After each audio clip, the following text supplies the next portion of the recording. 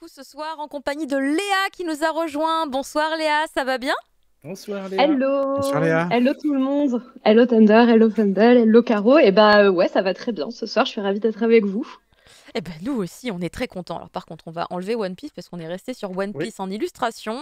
Alors que... Ah, il y avait le Tipeee. Mais voilà, les gens savent, on les harcèle assez avec mon Tipeee. On l'a dit tout à l'heure d'ailleurs, pendant les news aussi, donner de l'argent sur le Tipeee.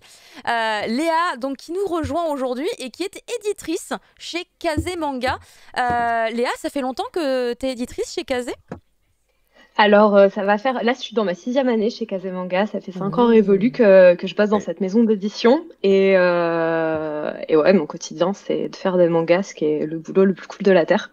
Et, et je peux vous en parler un peu si vous voulez, je peux vous dire en gros vite fait ce que c'est mon boulot au quotidien. Ouais.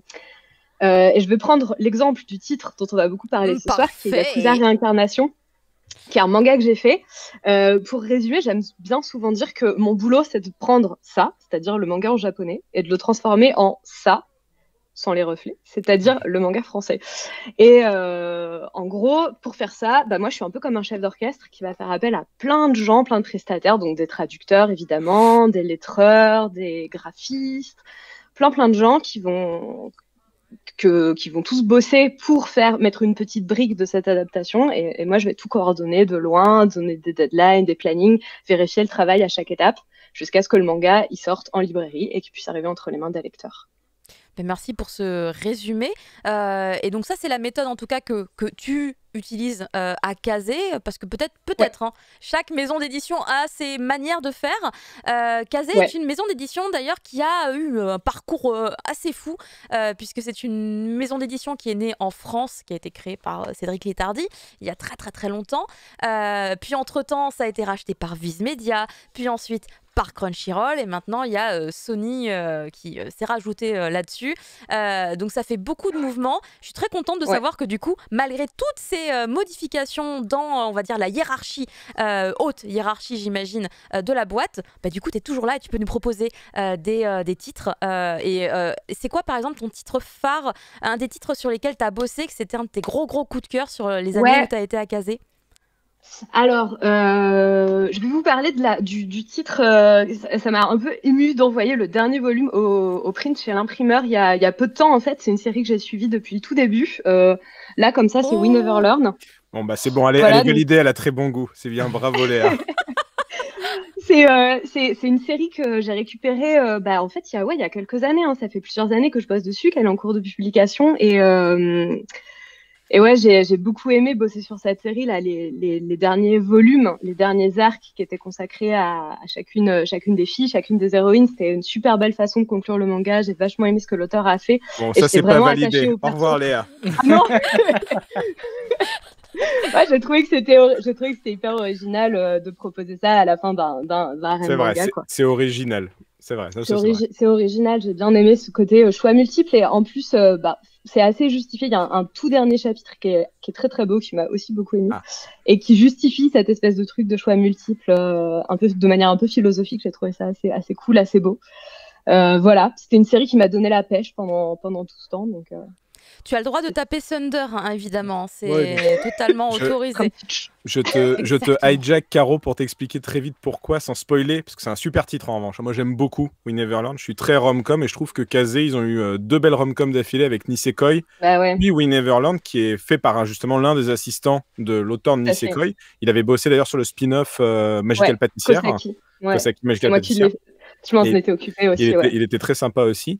Et disons que je trouve qu'il a fait un choix en termes de harem manga que, effectivement, je suis d'accord avec Léa, c'est audacieux, mais je trouve que c'est un peu un choix de faible parce que. Thunder, il est comme ça. Il voulait faire plaisir à tout le monde. Bah oui, mais voilà. Non, mais parce que Caro, quand tu suis un harem, faut forcément des gagnants et des perdants. C'est le concept, c'est comme à la roulette russe, tu vois. T'as un numéro gagnant et t'as des numéros perdants.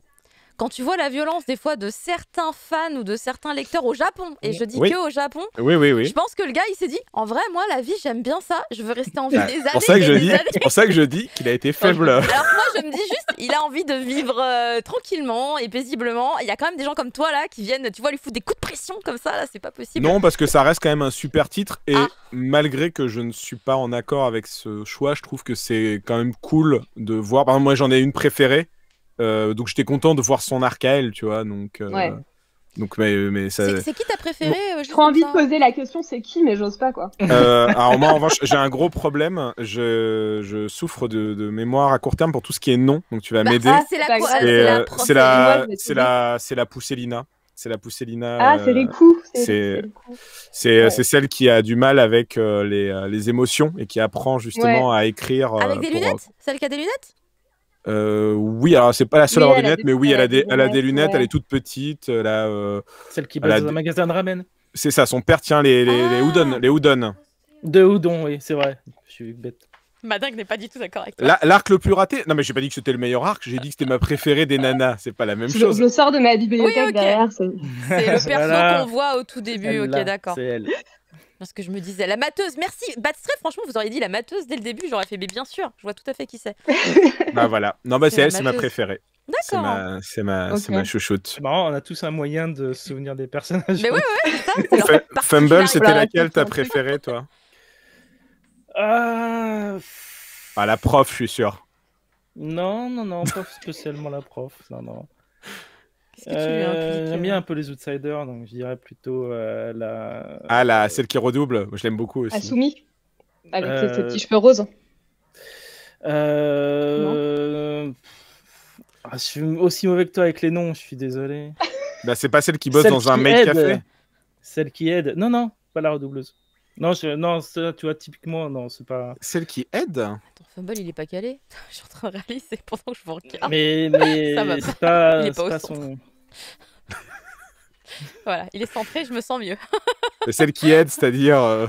On n'y arrive pas, Fumble. On celle qui aide les deux autres au début. La prof?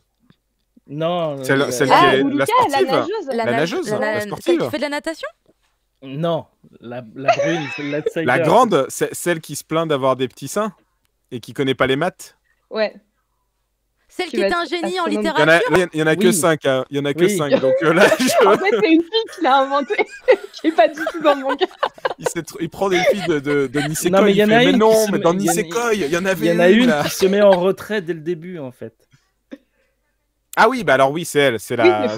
C'est Fumino. Voilà, merci. C'est Fuminette. Et pourquoi tu l'appelles la Outsiders alors qu'en fait elle apparaît dès le début? En fait, elle se met en retrait en fait par rapport à elle dit et moi je vais vous aider, je vais aider les autres. Ça va, Fumble, il a bon goût, elle est bien aussi. Bon bah moi c'est ma préférée aussi, c'est elle. C'est un peu l'original. Enfin, bon bah Fumble n'a pas très bon goût alors parce que je peux pas dire que Caro a bon goût. Non, c'est pas vrai, Caro.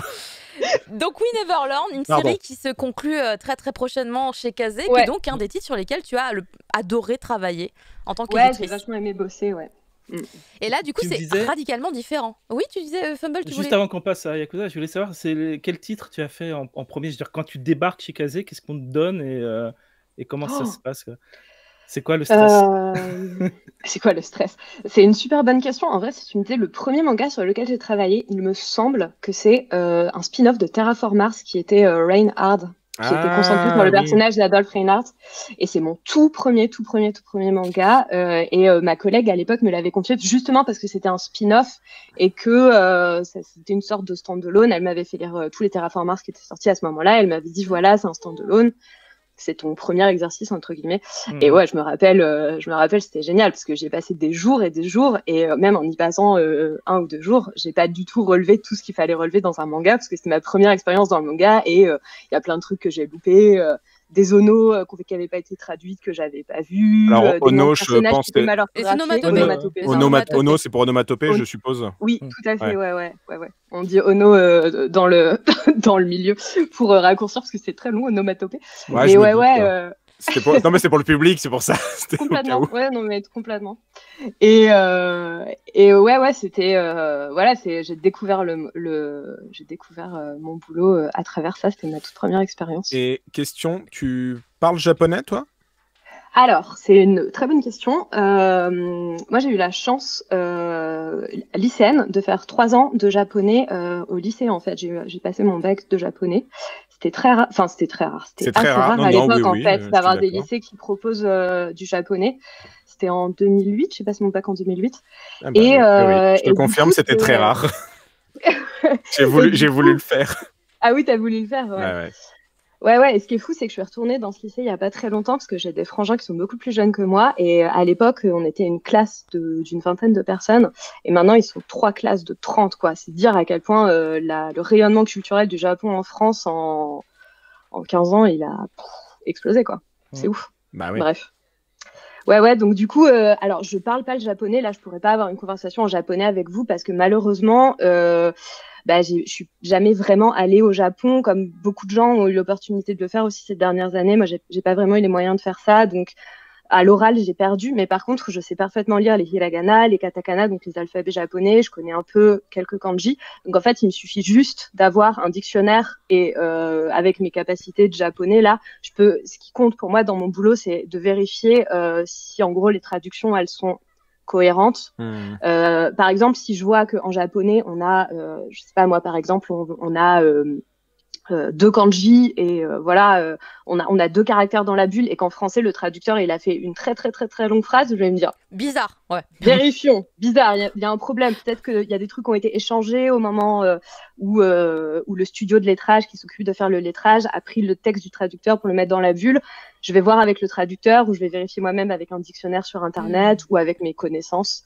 Voilà, donc mon niveau de japonais, il me suffit pour faire ça et c'est vraiment la base de mon boulot de vérifier, quoi. Et dernière question sur ton métier, avant de parler de Yakuza, réincarnation, tu te définissais comme un chef d'orchestre. Moi, j'ai l'impression, moi je connais beaucoup plutôt le milieu du cinéma, comme une productrice qui doit normalement toucher à tous les corps de métier. Et j'avais quelqu'un qui m'expliquait que dans le milieu, les meilleurs producteurs, c'est ceux qui connaissent chaque corps de métier par cœur et donc tu peux pas les arnaquer. Et donc, par exemple, quand un mec de la lumière vient avec sa liste de matériel pour le film, il regarde la liste, il fait « Mais attends, là, t'as pris des lampes pour éclairer dans l'eau, mais on n'a aucune scène dans l'eau, là. Pourquoi tu as pris ces lampes-là, quoi ?» Est-ce que, du coup, tu dois savoir, de la même manière, connaître un peu le milieu de l'imprimerie, le milieu du lettrage et comprendre un peu quand même chaque corps de métier? Ou est-ce que tu laisses quand même pas une liberté, mais disons, tu te dis « Bon, les lettreurs, c'est leur métier, ils savent faire et je fais confiance, tu vois ?» Alors, ce qui est hyper intéressant dans ta question, c'est qu'en fait, que ce soit dans le milieu du cinéma ou dans le milieu du manga, je pense que si n'importe quel prestataire arrive devant toi et te donne un truc que tu estimes pas bon, en fait, tu vas pas être dans un rapport de force avec la personne si tu veux bien travailler avec cette personne. Tu vas lui dire, écoute, là, je vois que tu m'as proposé ça, mais moi, ça me convient pas pour telle ou telle raison. Est-ce que tu pourrais me proposer autre chose? Ou est-ce que toi, volontairement, tu m'as proposé ça parce que tu avais une idée derrière? Et en fait, on va plus être dans un rapport d'échange comme ça. Enfin, moi, je trouve ça plus constructif, en tous les cas, dans mon boulot, que dans un rapport de force où je vais dire, là, ce que tu m'as fait, c'est de la merde, recommence. Je vais toujours chercher à comprendre. Bon, évidemment, des fois, voilà, il y a des prestataires, on leur demande de faire un truc, clairement, ils merdent. Donc, on va leur dire, bah, écoute, là, on n'est pas satisfait de ton travail, ou ça va pas, ou je voudrais que tu me proposes autre chose. Mais moi, par exemple, quand un traducteur, il me propose une traduction que je trouve ça étonnant, bizarre, étrange, je vais pas lui dire ben non, là ce que tu m'as fait, je comprends rien, retraduis-moi la phrase. Je vais plutôt lui dire est-ce que tu as voulu dire quelque chose que j'ai pas bien saisi ou discutons-en ensemble en fait. Voilà, c'est plus mon point de vue sur ça. J'espère que ça répond à ta question. Mais complètement. Ouais. Mais je trouve que c'est intéressant parce que c'est un métier qui m'a l'air vraiment passionnant, mais qui demande beaucoup de compétences. Et surtout, si on n'est pas bilingue japonais, il faut, je pense, encore plus pouvoir montrer qu'on est légitime à parler de la fabrication en français d'un titre, quoi. Donc c'est pour ça que je me posais ces questions-là vis-à-vis de ton travail. Donc moi, personnellement, je suis content de la réponse. Ok, tant mieux. Il y a des gens qui balancent dans le chat que Léa est une vraie crème également dans le travail en fait. C'est White Seven Panda et ça doit être quelqu'un qui bosse avec toi parce qu'il a fait ouais Léa vas-y. Dès qu'on a fait un tweet. C'est cool ça. Ah ouais, peut-être. Peut-être que c'est un de mes collègues qui se cache derrière ce pseudo, je ne sais pas. Ou un de mes amis, je ne sais pas. C'est possible. Quelqu'un qui a l'air de t'apprécier fortement, en tout cas, et qui considère que dans le travail, t'es une crème. Voilà. Donc, même s'il ne connaît pas, voilà, c'est acté. Et pour parler du coup de ton travail, on va s'intéresser au dernier titre sur lequel tu as travaillé et qui est un titre que tu as fortement apprécié. Sinon, ce ne serait évidemment pas du tout un titre qui serait arrivé chez Kazé si vous n'avez pas tapé dans l'œil pour X raisons. Yakuza Réincarnation, c'est sorti il y a quelques jours. Vous pouvez tous aller vous le procurer d'ailleurs, c'est disponible partout. C'est disponible en numérique aussi d'ailleurs?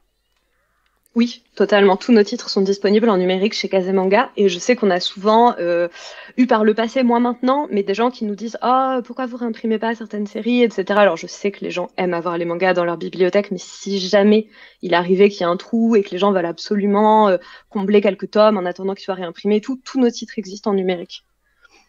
J'enverrai donc des mails à Kazé puisqu'il y a des titres que je n'ai pas trouvés.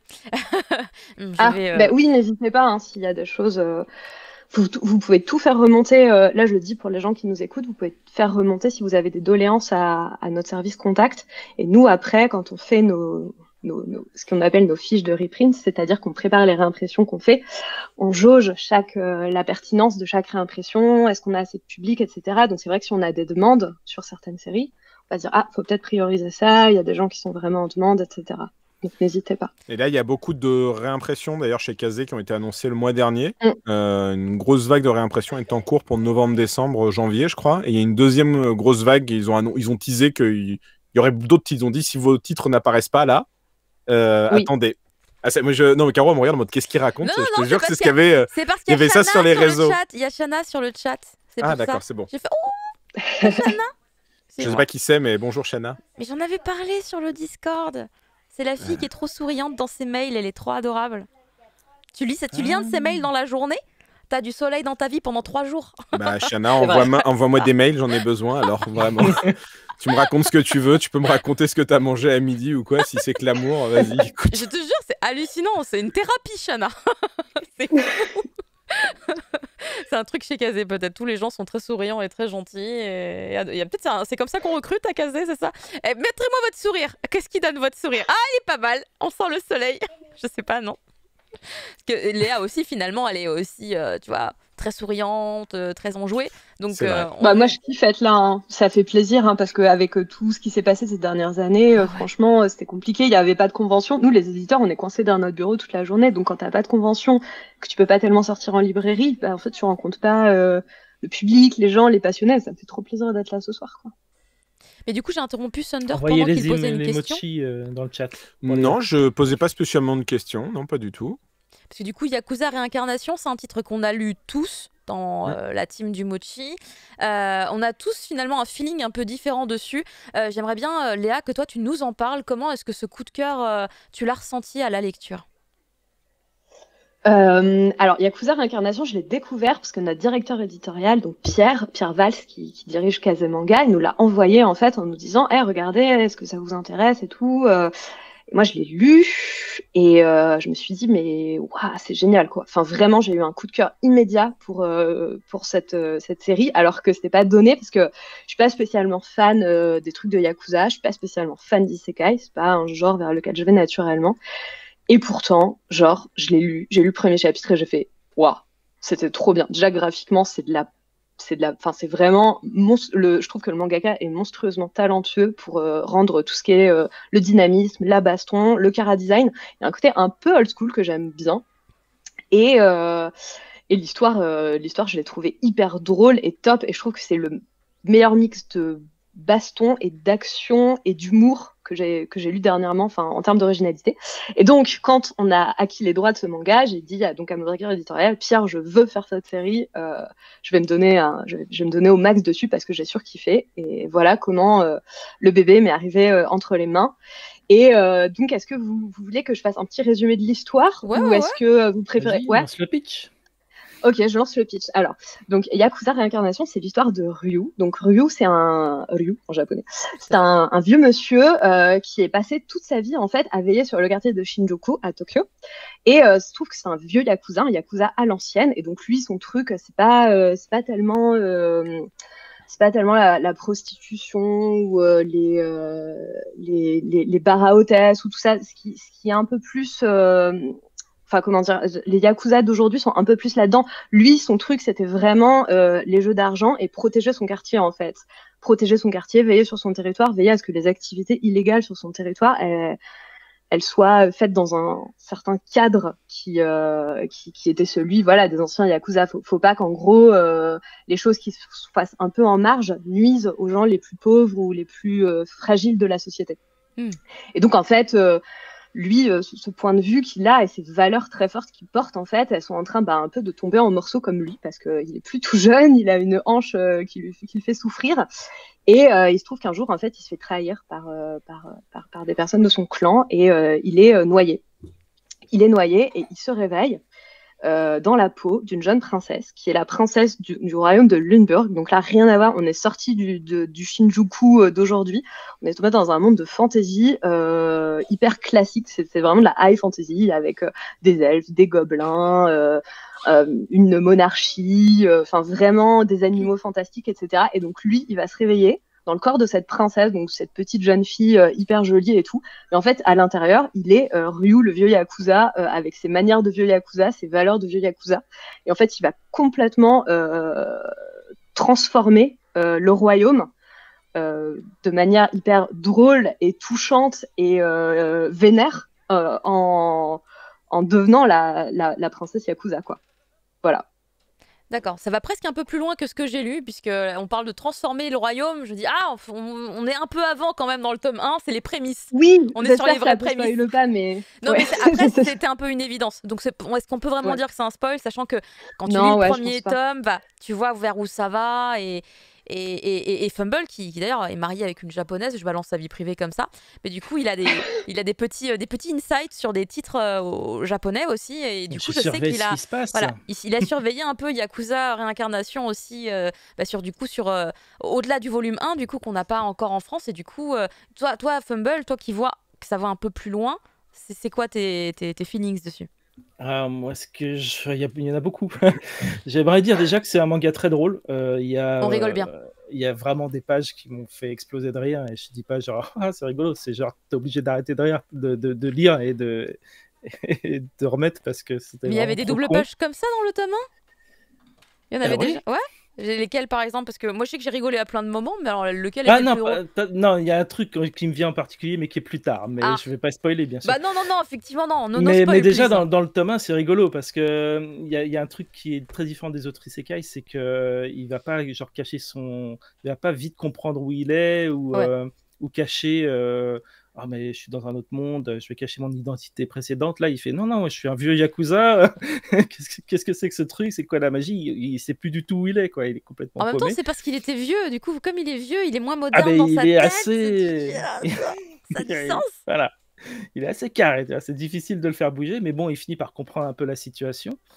Ce qu'il faut au niveau de la narration, c'est un peu bizarre parce que les deux compères qu'il a, qui est une elfe magicienne et un vieux chevalier, un vieux paladin couard, mais très loyaux, sont obligés en permanence de lui expliquer dans quel monde il est, quoi. Eux-mêmes doutent parfois, mais est-ce que c'est vraiment la même personne? Parce qu'en fait, la princesse d'origine, c'est une princesse pleine de bonnes intentions, mais complètement naïve et incompétente. Et du coup, ce qu'elle a essayé de créer tombe à l'eau, et lui, il va arriver et hériter de tout ça, de toutes les intrigues qui tournent autour d'elle, et il va devoir s'en tirer, quoi. Mais il y a d'autres trucs qui sont super intéressants. Il y a, comme on parlait de la baston, il y a le fait que c'est un isekai, donc il arrive, il est surpuissant. Mais est-ce qu'il n'est pas cheaté? Moi, je me suis posé la question. Effectivement, il est vachement cheaté. Et j'ai fait, ça c'est classique. Oui, mais il était cheaté avant. Mais oui, c'est ça. Moi, je me suis dit, mais en fait, là, ça a du sens, puisque le mec, même à 70 piges, en fait, il pouvait étaler un jeune. Donc là, avec un corps de jeune et potentiellement avec des compétences à l'intérieur du corps de ce personnage-là, du coup, il décuple, tu vois. C'était un jeune mafieux de film de Yakuza des années 50. Donc déjà, il étalait tout le monde dans son monde précédent. Donc il étale encore tout le monde maintenant en retrouvant un corps jeune. Mais ce qui est vachement intéressant, c'est que c'est vraiment un manga de Yakuza, en fait, au-delà de l'isekai. Donc quand tu progresses, c'est d'abord Enfin, au début, quand même, ça bastonne beaucoup. Mais quand tu progresses, après, c'est beaucoup de la politique et des deals commerciaux. C'est pas un isekai où le mec est surpuissant, il fait son harem et il défonce tout le monde et voilà, quoi. Il règle toutes les situations. Là, c'est vraiment une façon de régler les choses qui est très intéressante, genre où on règle de la façon la plus intelligente pour que tout le monde soit arrangé, sans faire trop de vagues, et que tout se passe bien, quoi. Même si c'est pas forcément moral, même si les méchants s'en tirent un peu mieux, tant que les plus faibles s'en sortent mieux qu'avant, c'est pas la peine de punir tout le monde.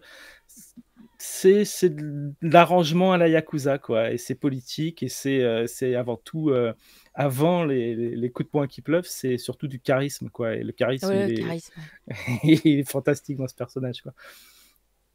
Je suis d'accord avec toi. Et on attend tous de connaître la vie de Thunder. Ouais, on va aller vite, parce que moi, je suis moins enthousiaste que vous, forcément, parce que c'est un isekai et que c'est un genre qui me pose énormément de soucis. Je l'avais fait on en avait parlé dans MangaCast aussi. J'avais dit très honnêtement que ça va, dans le sens, je suis pas sur un niveau de hype comme je l'ai par exemple pour Slime à titre personnel ou Tanya the Evil, mais on n'est pas sur les 12 000 isekai que je trouve juste débectables et vraiment à chier. Je trouve que ça serait futsu manga, comme j'aime le dire. J'aime bien la philosophie Yakuza. En fait, ce qui me pose le plus gros souci à titre très personnel, c'est que ça soit une jeune femme, en fait. Ah ouais? Pourquoi? En fait, parce que en fait, j'en ai marre du fanservice et des nanas et des machins. Et en fait, j'aurais trouvé ça plus rigolo, un peu à la manière de Raiden King, que son corps passe avec lui dans l'autre monde, en fait. Et que on voit justement ce vieux Yakuza essayer de comprendre comment ça marche la magie et tout et tout. Quand on voit le visage en fait qu'il a durant toute la première partie, très sérieux, ou même quand il rigole, il garde un visage sérieux, j'arrive pas à croire que c'est le même personnage quand on voit les bouilles, quand il goûte des fraises ou des trucs comme ça. Je suis en mode... C'est un fanservice qui me gêne un peu parce que la proposition du titre est intéressante en fait. Je trouve ça super intéressant. Cette idée c'est Ninkyo Tensei justement sur le genre du Yakuza, qui est un genre cinématographique que moi j'aime beaucoup. La Nikkatsu faisait beaucoup de films comme ça dans les années 50, 60, 70, surtout 60-70. Je pensais, en lisant le début, ça me faisait forcément penser à des films comme Détective Bureau 2-3 ou Le Vagabond de Tokyo, qui sont des films de Seijun Suzuki, qui mettent en avant ce genre de trucs-là, de manière plus détournée. Et moi, j'étais un peu hypé au début. Puis quand j'ai vu sur quoi ça partait, je me suis dit, ouais, ok. Mais ça va quand même parce que, comme dit Fumble, il n'y a pas trop de... Je suis cheaté, j'en profite pour faire ce que je veux. Le personnage garde la forme de moralité de ce genre de Yakuza qui est intéressante, en fait, mine de rien. Il y a quelques idées que je trouve pas mal. J'aime bien l'idée, par exemple, du lineage, du fait que le level up, il n'y ait pas de graphique, il n'y ait pas de trucs de jeux vidéo comme d'habitude. Là, ça soit dans les veines du sang et qu'il y a un moyen de l'activer pour le lire. Il y a quelques idées comme ça que j'aime bien. Je suis peut-être un peu curieux de la suite, mais encore une fois, peut-être parce que j'ai vraiment un problème avec le concept d'isekai et que j'en ai marre de bouffer de l'isekai à toutes les sauces. Mais c'est le seul de Kazé. Et pour le coup, très objectivement, je dis c'est pas un mauvais titre. C'est juste, moi j'ai des grosses réserves par rapport au genre isekai et au fait que moi j'adore les trucs de Yakuza et que j'ai très peur que ça soit pas très Yakuza au final, quoi. Qu'on parte quand même vraiment dans de l'heroic fantasy avec la princesse qui a un katana et un petit tatouage de dragon dans le dos, quoi. Mais c'est qu'un volume 1. Enfin, moi j'ai lu qu'un volume 1, j'ai pas lu la suite. Moi pareil, j'ai lu qu'un volume 1. Mais je sais, mais toi t'aimes les isekai, Caro. La différence, ça se tient là aussi. C'est vrai que j'aime bien les isekai de base. J'ai rien contre les isekai, mais après, je ne suis pas fan de tous les isekai non plus. Mais de base, je suis un public plutôt facile. En général. Du coup, les isekai, j'arrive à les lire facilement parce que globalement, souvent l'histoire me plaît. Là, Yakuza Réincarnation, tous les détails qui ont déjà été donnés par Fumble et même par toi, Thunder, en globalité, moi je les ai beaucoup appréciés. Mais même les trucs que t'as pas aimé en fait. Moi j'ai adoré que ça devienne une jeune princesse. Je m'en doute. Je sais que toi t'aimes bien les transformistes, comme je l'appelle. Les personnages qui changent de sexe, qui changent de corps et tout. C'est un truc que t'aimes bien toi perso. Moi j'aime bien. Je savais. et ce que j'ai beaucoup aimé justement après, c'est le paradoxe entre justement le personnage qu'elle était avant, elle était, voilà, bref, que la princesse était avant, et qu'il devient après, quand ils vont, je vais utiliser Score, je suis dedans maintenant, let's go, et du coup de créer un personnage féminin ultra badass. Enfin moi j'aime bien les personnages féminins badass, du coup ça m'a séduite.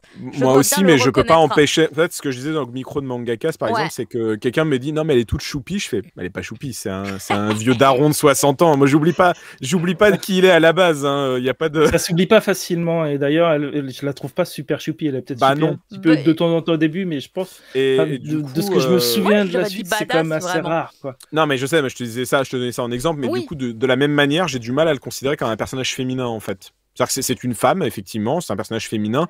Je n'arrive pas à oublier que c'est quand même un mec dans un corps de femme, ce qui n'est pas exactement la même chose. Donc, parler de personnages féminins forts. Et c'est même pas un mec qui se cherche en plus, puisque c'est vraiment un mec, tu vois. Oui, en plus. Donc c'est pour ça que j'ai un peu du mal avec le fait. Je comprends ce que tu veux dire et je comprends que visuellement c'est super cool d'avoir une nana un peu badass avec un katana qui frappe des méchants, le mec il a pris trop de drogue, bon bah vas-y, tu le sevres à la manière Oyabun et tout et tout.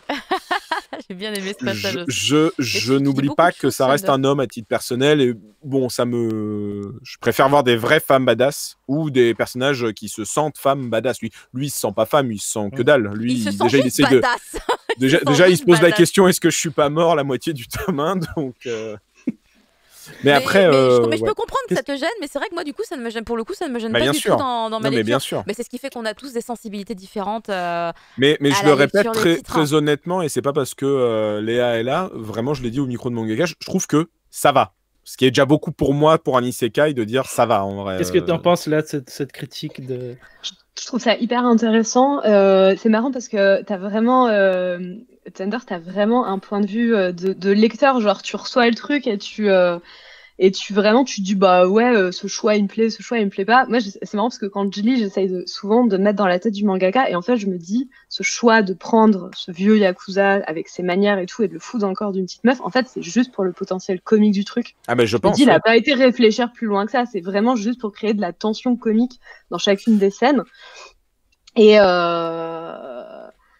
Et ouais, je me suis pas posé la question de savoir si ça me gênait ou ça me gênait pas à la lecture, ce truc-là, en fait. Moi, je pense vraiment que ce que l'apparence importe pas, en fait, que effectivement, c'est Ryu, le vieux Yakuza, et enfin, on s'en fout de son apparence corporelle, quoi. Enfin, moi, perso, quand je lis, je me dis pas, c'est une espèce de...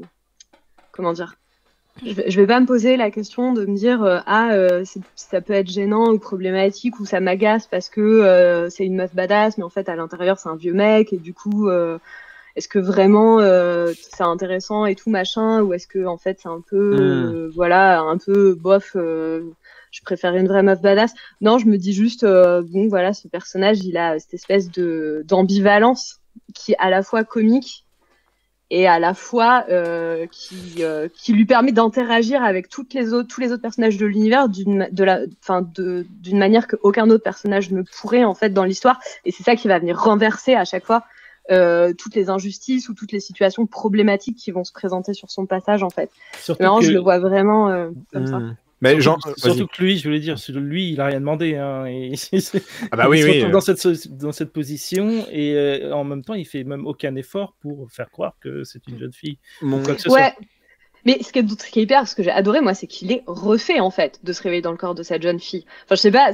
Il est très heureux. On sent bien qu'il sent sa décrépitude. Il est content d'être jeune. Et que ça l'angoisse, et que ça lui fait de la peine, et que voilà, il sent qu'il vieillit et tout. Et là, il se réveille dans un corps jeune. Et là, en mode, mais wouh, le monde est devant moi. J'ai à nouveau la jeunesse, j'ai un nouveau territoire à défendre. Les gens ont besoin de moi de nouveau, alors que toutes ces valeurs, tout ce qui représentait était un peu en train de tomber en désuétude.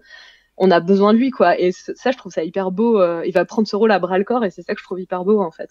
Peu importe l'apparence, quoi. Pour te répondre sur ce truc-là, moi, déjà, effectivement, je dirais que je le prends plus du point de vue du lecteur, puisque mon rôle, entre guillemets, de critique. C'est vraiment entre gros guillemets, hein, mais mon rôle quand j'essaye de lire une œuvre et de la critiquer, mais que ça soit pour une émission ou même pour moi-même, je pars de quelque chose de très simple qui m'est très personnel, c'est que l'art, que ça soit un truc bas du front ou ultra élitiste, c'est un message d'un auteur, d'un créateur à un public. C'est comment on doit le recevoir. Et du coup, moi, j'essaie vraiment de comprendre qu'est-ce qu'on veut me raconter en tant que lecteur. Et en deuxième temps, je me dis, bon, alors qu'est-ce que la personne aussi veut me dire et c'est un mix-up que j'essaye de faire quand je lis le titre. Donc clairement, je suis d'accord avec toi. L'idée d'en faire une femme, ça repose beaucoup sur un ressort comique, effectivement, où on s'attend pas que cette petite nana, elle se comporte comme un vieux daron de film de mafieux. Et effectivement, je suis d'accord, c'est aussi un des points positifs du titre. À la manière de Slime, je trouve que c'est très drôle, en fait. C'est des titres qui ont quand même cette même fraîcheur de personnages qui découvrent un univers, et ça c'est assez plaisant. Par rapport à ce truc-là, en revanche, moi, je mettrais que j'ai un titre de référence qui est un peu malheureusement imbattable actuellement. C'est Ranma 1/2, en fait, sur la question de trucs comiques, sur un personnage qui n'a pas le même corps. Et c'est ça qui est drôle, c'est que c'est une femme badass et il y a des trucs comiques. Moi, ma référence, c'est Ranma. Ça me fait pas autant rire que Ranma. Je comprends l'idée du gag de l'auteur, mais je me dis... Comédie, non, bien sûr, clairement pas. Clairement pas, mais j'ai du mal, en fait.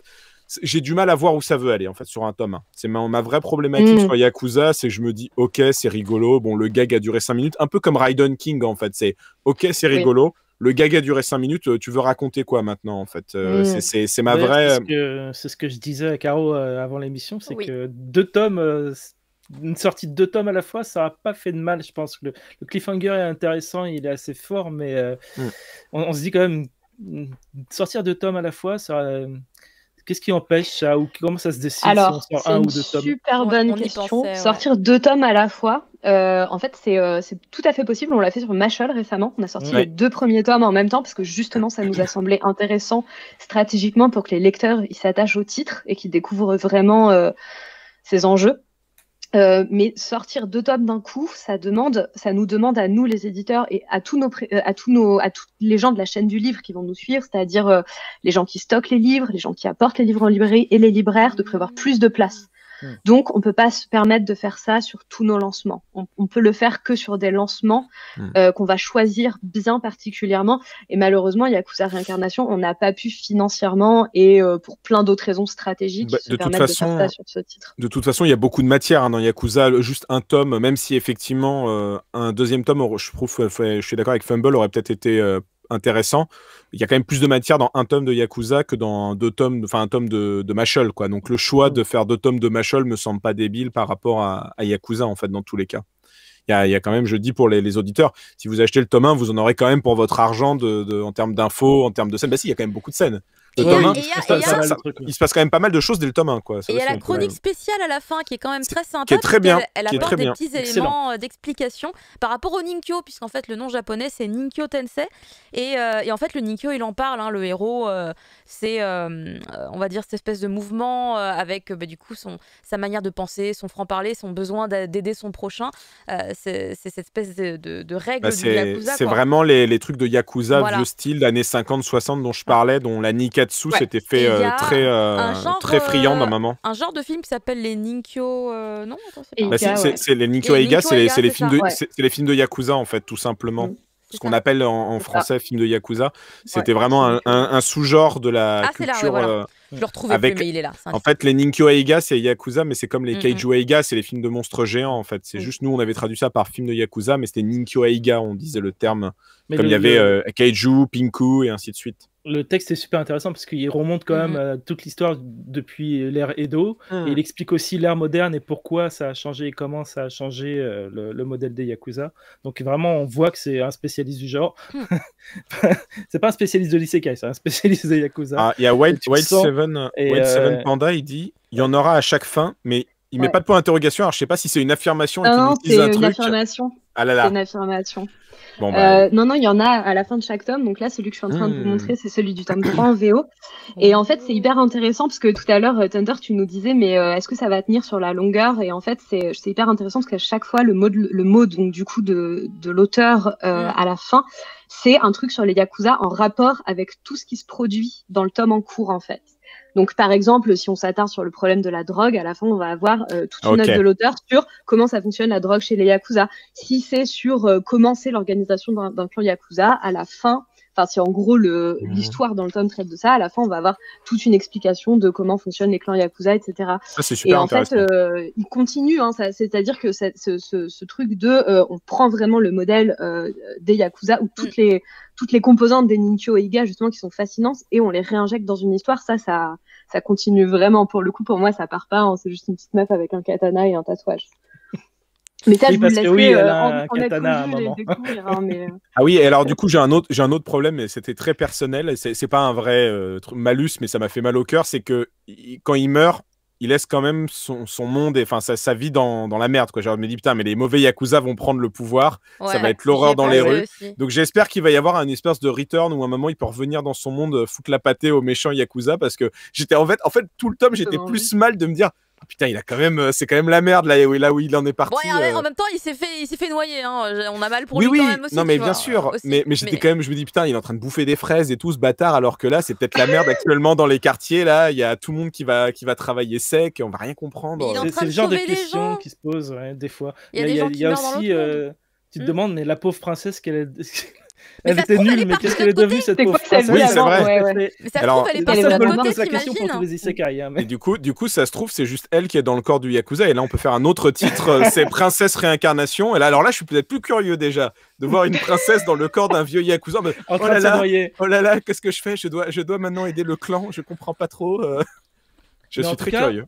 Je veux dire, peut-être pour passer sur la technique et le dessin, au moins il ne meurt pas écrasé par un camion. un vieux camion. D'ailleurs, c'est très beau. Elle est très belle cette scène. Je suis d'accord aussi. Ah oui, attendez, elle est là. Regardez celle-là. Voilà, il est touché par sa déesse. Il est touché par sa déesse, donc il porte le tatouage dans le dos en fait. Et la scène, en fait, c'est une princesse qu'il a sur le dos. Et vous remarquerez qu'elle n'est pas sur son dos. Quand il arrive en tant que princesse, c'est une déesse. Mais il l'a pas sur son dos, là, t'as vu? À ce moment-là, quand il va mourir, il l'a pas sur son dos. Et oui, parce qu'elle s'incarne dans l'eau. Elle est repartie dans l'eau. Et d'ailleurs, il y a la page d'après. Je trouve ça dommage qu'on n'ait pas la page d'après. Je la trouve encore plus belle où elle le touche du doigt et tu vois l'âme qui qui part du corps. C'est très beau. Ça, c'est vraiment. Elle le transperce aussi. Voilà. Ouais, mais elle le transperce avec son doigt. Tu vois, c'est pas. Ouais, c'est superbe. Quand même, elle le transperce avec son gros doigt. Je veux dire, pardon. On peut transpercer avec le doigt. Il y a Okuto no Ken, tu sais. Tu ne sais pas, mais tu es déjà mort. Oui, je connais. Ah, je connais, merci. Lui, il en a envoyé, disons, les gens dans un autre monde. Oui, et puis après, il y a plein de mondes parallèles d'isekai. Mais là, c'est vrai que bon, ce pourrait être marrant de savoir ce qui est advenu de cette pauvre princesse. Car en vrai, moi qui lis beaucoup d'isekai, surtout en webtoon, c'est la question que je me pose à chaque fois.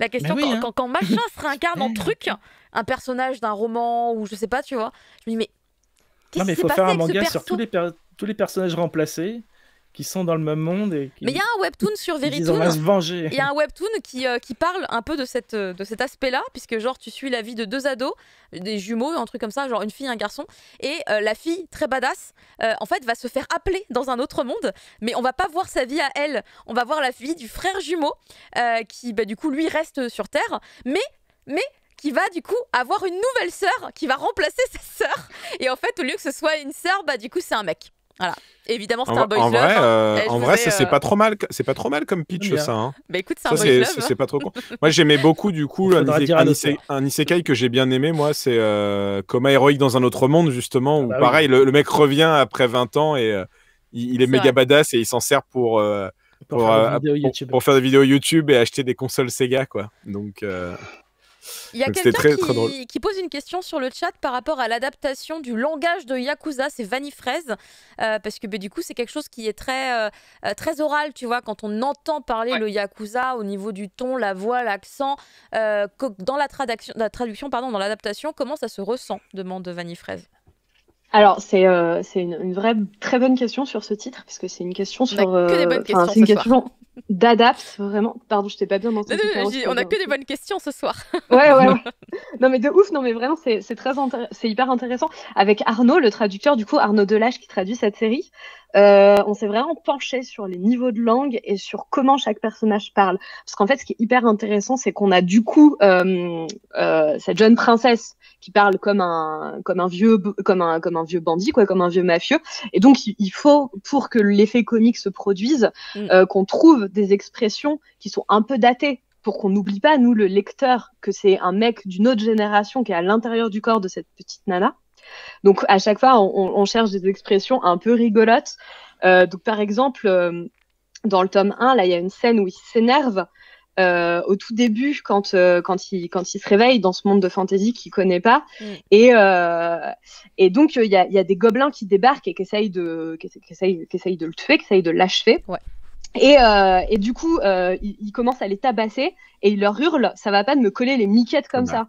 Et en fait, on s'est dit, quelle expression un peu vieillotte, un peu datée, un peu rigolote on pourrait utiliser pour ce vieux Yakuza. Et on s'est dit, coller les miquettes, c'est pas mal, ça marche bien et tout. Et bon, voilà, ça c'est juste un exemple parmi 10 000 décisions d'adaptation qu'on a dû faire. Mais à chaque fois, on cherche à lui faire avoir donc ce langage un peu de mafieux mais daté. Et en fait, on a toute une galerie de personnages qui ont tous un langage hyper particulier parce que, par exemple, tout à l'heure, on parlait des 2 personnages qui l'accompagnent. Donc, il y a cette espèce de paladin un peu couard qui s'appelle Giovanni. Et lui, il a un niveau de langue hyper élevé. Genre, c'est bienvenue, chère princesse, non. Enfin, et vraiment, on veut qu'il sonne comme ça aux oreilles des lecteurs. Il a un langage très châtié. Et du coup, à chaque fois, on fait l'effort de traduire ça en français. Et pareil, idem, il y a la petite elfe noire donc, qui l'accompagne qui s'appelle Nuit. Et Nuit, elle a un nom assez difficile à prononcer. Grandes oreilles. Grandes oreilles, il les surnomme direct, Ryu, le Yakuza, il les surnomme direct Grandes oreilles et moustaches, parce que c'est leurs traits principaux. Et donc, Grandes oreilles, la petite elfe, elle, c'est pareil, elle a un niveau de langue qui est assez élevé, et donc du coup, ça rajoute encore au décalage comique, en fait, où lui, il parle vraiment pas du tout comme une princesse, et les 2 à côté de lui, qui étaient des gens qui étaient un peu à la cour avec lui, qui étaient un peu son garde du corps, et sa dame de compagnie, ils ont un niveau de langage très élevé. Ça rajoute au comique. Bref, voilà, c'était parenthèse fermée sur... Mais c'est hyper intéressant, ça fait partie des trucs hyper fun à faire en fait. Ça, j'aime beaucoup. Et c'est vrai que du coup, c'est son langage à lui que je préfère, celui du paladin là. Il y avait un terme, je disais genre, je dois aller voir dans le dico, je sais pas. Ça te rappelle ta jeunesse? Ah, je suis un paladin. J'aime bien aussi. Je suis un paladin. Oh là là. Non, mais j'ai jamais parlé noble, jamais parlé noble comme ça. Non, je parlais du Yakuza. Mais depuis tout à l'heure, je parle pas du Yakuza, monsieur, je parle du paladin. Ah ouais, bah moi je préférais le Yakuza. Bah le Yakuza il est drôle, mais le paladin il a des termes tellement alambiqués que je suis là en mode, mais on dirait, j'ai un pote traducteur qui s'appelle Emmanuel Pettini qui a travaillé à No Life avec moi. Tous les jours, j'apprenais un nouveau mot de français. Je disais, ce mot n'existe pas, Manu. Il me dit, mais si, on va dans le dico. Je fais, incroyable, ce mot existe. Du coup, j'en avais noté quelques-uns, je les ai tous oubliés aujourd'hui. Mais c'est des mots qu'on n'emploie pas forcément trop dans le langage courant, mais il arrivait à les placer dans ses traductions. Il était très fort. Du coup, le paladin, là, c'est un gros kiff. Ça me rappelle tous ces mots très complexes et parfois un peu, tu vois, tirés par... pas forcément tirés par les cheveux, mais qui correspondent à un registre de langue que t'emploies vraiment plus aujourd'hui. Vraiment, c'est trop bizarre si tu l'utilises. Et du coup, t'as retrouvé le mot, là? Non, j'aime bien la réaction des autres, moi. J'aime bien, genre... C'est quoi, Froc? Ça doit de la magie. Ah oui, c'est vrai, à chaque fois, les mots qui comprennent pas, les autres sont là. Il a dit quoi, là? J'ai pas compris. Bon, c'est pas grave, on fait ce qu'il a dit. Mais non, mais le paladin, moi, c'est mon number one au niveau langage. Je le surkiffe. Ouais, il est cool. Ah, il est trop bien. Mais je retrouverai pas. À défaut d'être vraiment cool. Sinon, il a dit Saperlipopette, mais c'est pas ça. Je connais Saperlipopette. Non, toujours pas. Je retrouve pas. Tant pis. Mais le paladin, vraiment, lisez le paladin. Le paladin. Vraiment, et alors, du coup, moi, je me pose une question qui est pas sur le titre en lui-même, mais sur plutôt comment la vente du titre peut se faire. C'est vous avez quand même eu cette année des gros mastodontes du shonen, dont Mashle et dont Kaiju 8. Et vous finissez l'année avec Yakuza Réincarnation. Est-ce que c'est pas un challenge un peu difficile, mais un challenge du coup, donc c'est intéressant à faire que ça soit une bonne vente, ce titre, après être passé derrière les gros mastodontes comme ça? Alors, ouais, clairement, on n'a pas mis les mêmes enjeux marketing et de mise en place sur tous ces titres. Ouais, forcément, hein, quand on est éditeur, il faut faire des choix. On s'est dit que Mashle et Kaiju, c'était des titres qui avaient le potentiel de toucher un public qui était beaucoup plus large en termes de... parce que c'est des shonen classiques, parce qu'ils ont tous les ingrédients... parce que nous on suppose ça en tant qu'éditeur, hein, mais souvent on se gourre, hein, voilà, c'est que des paris tout ça. On a parié sur ça Et Yakuza, on s'est dit, bon, c'est un titre qui peut être plus niche, qui est peut-être pour un public un peu plus âgé. Il n'y a pas tous les ingrédients du shonen classique. On est sur quelque chose qui est un peu plus original. Donc, soyons plus prudents sur ce titre. Voilà. D'accord, ouais. Mais déjà, vous n'avez pas essayé de parier sur les fans d'Isekai, j'ai l'impression, mine de rien.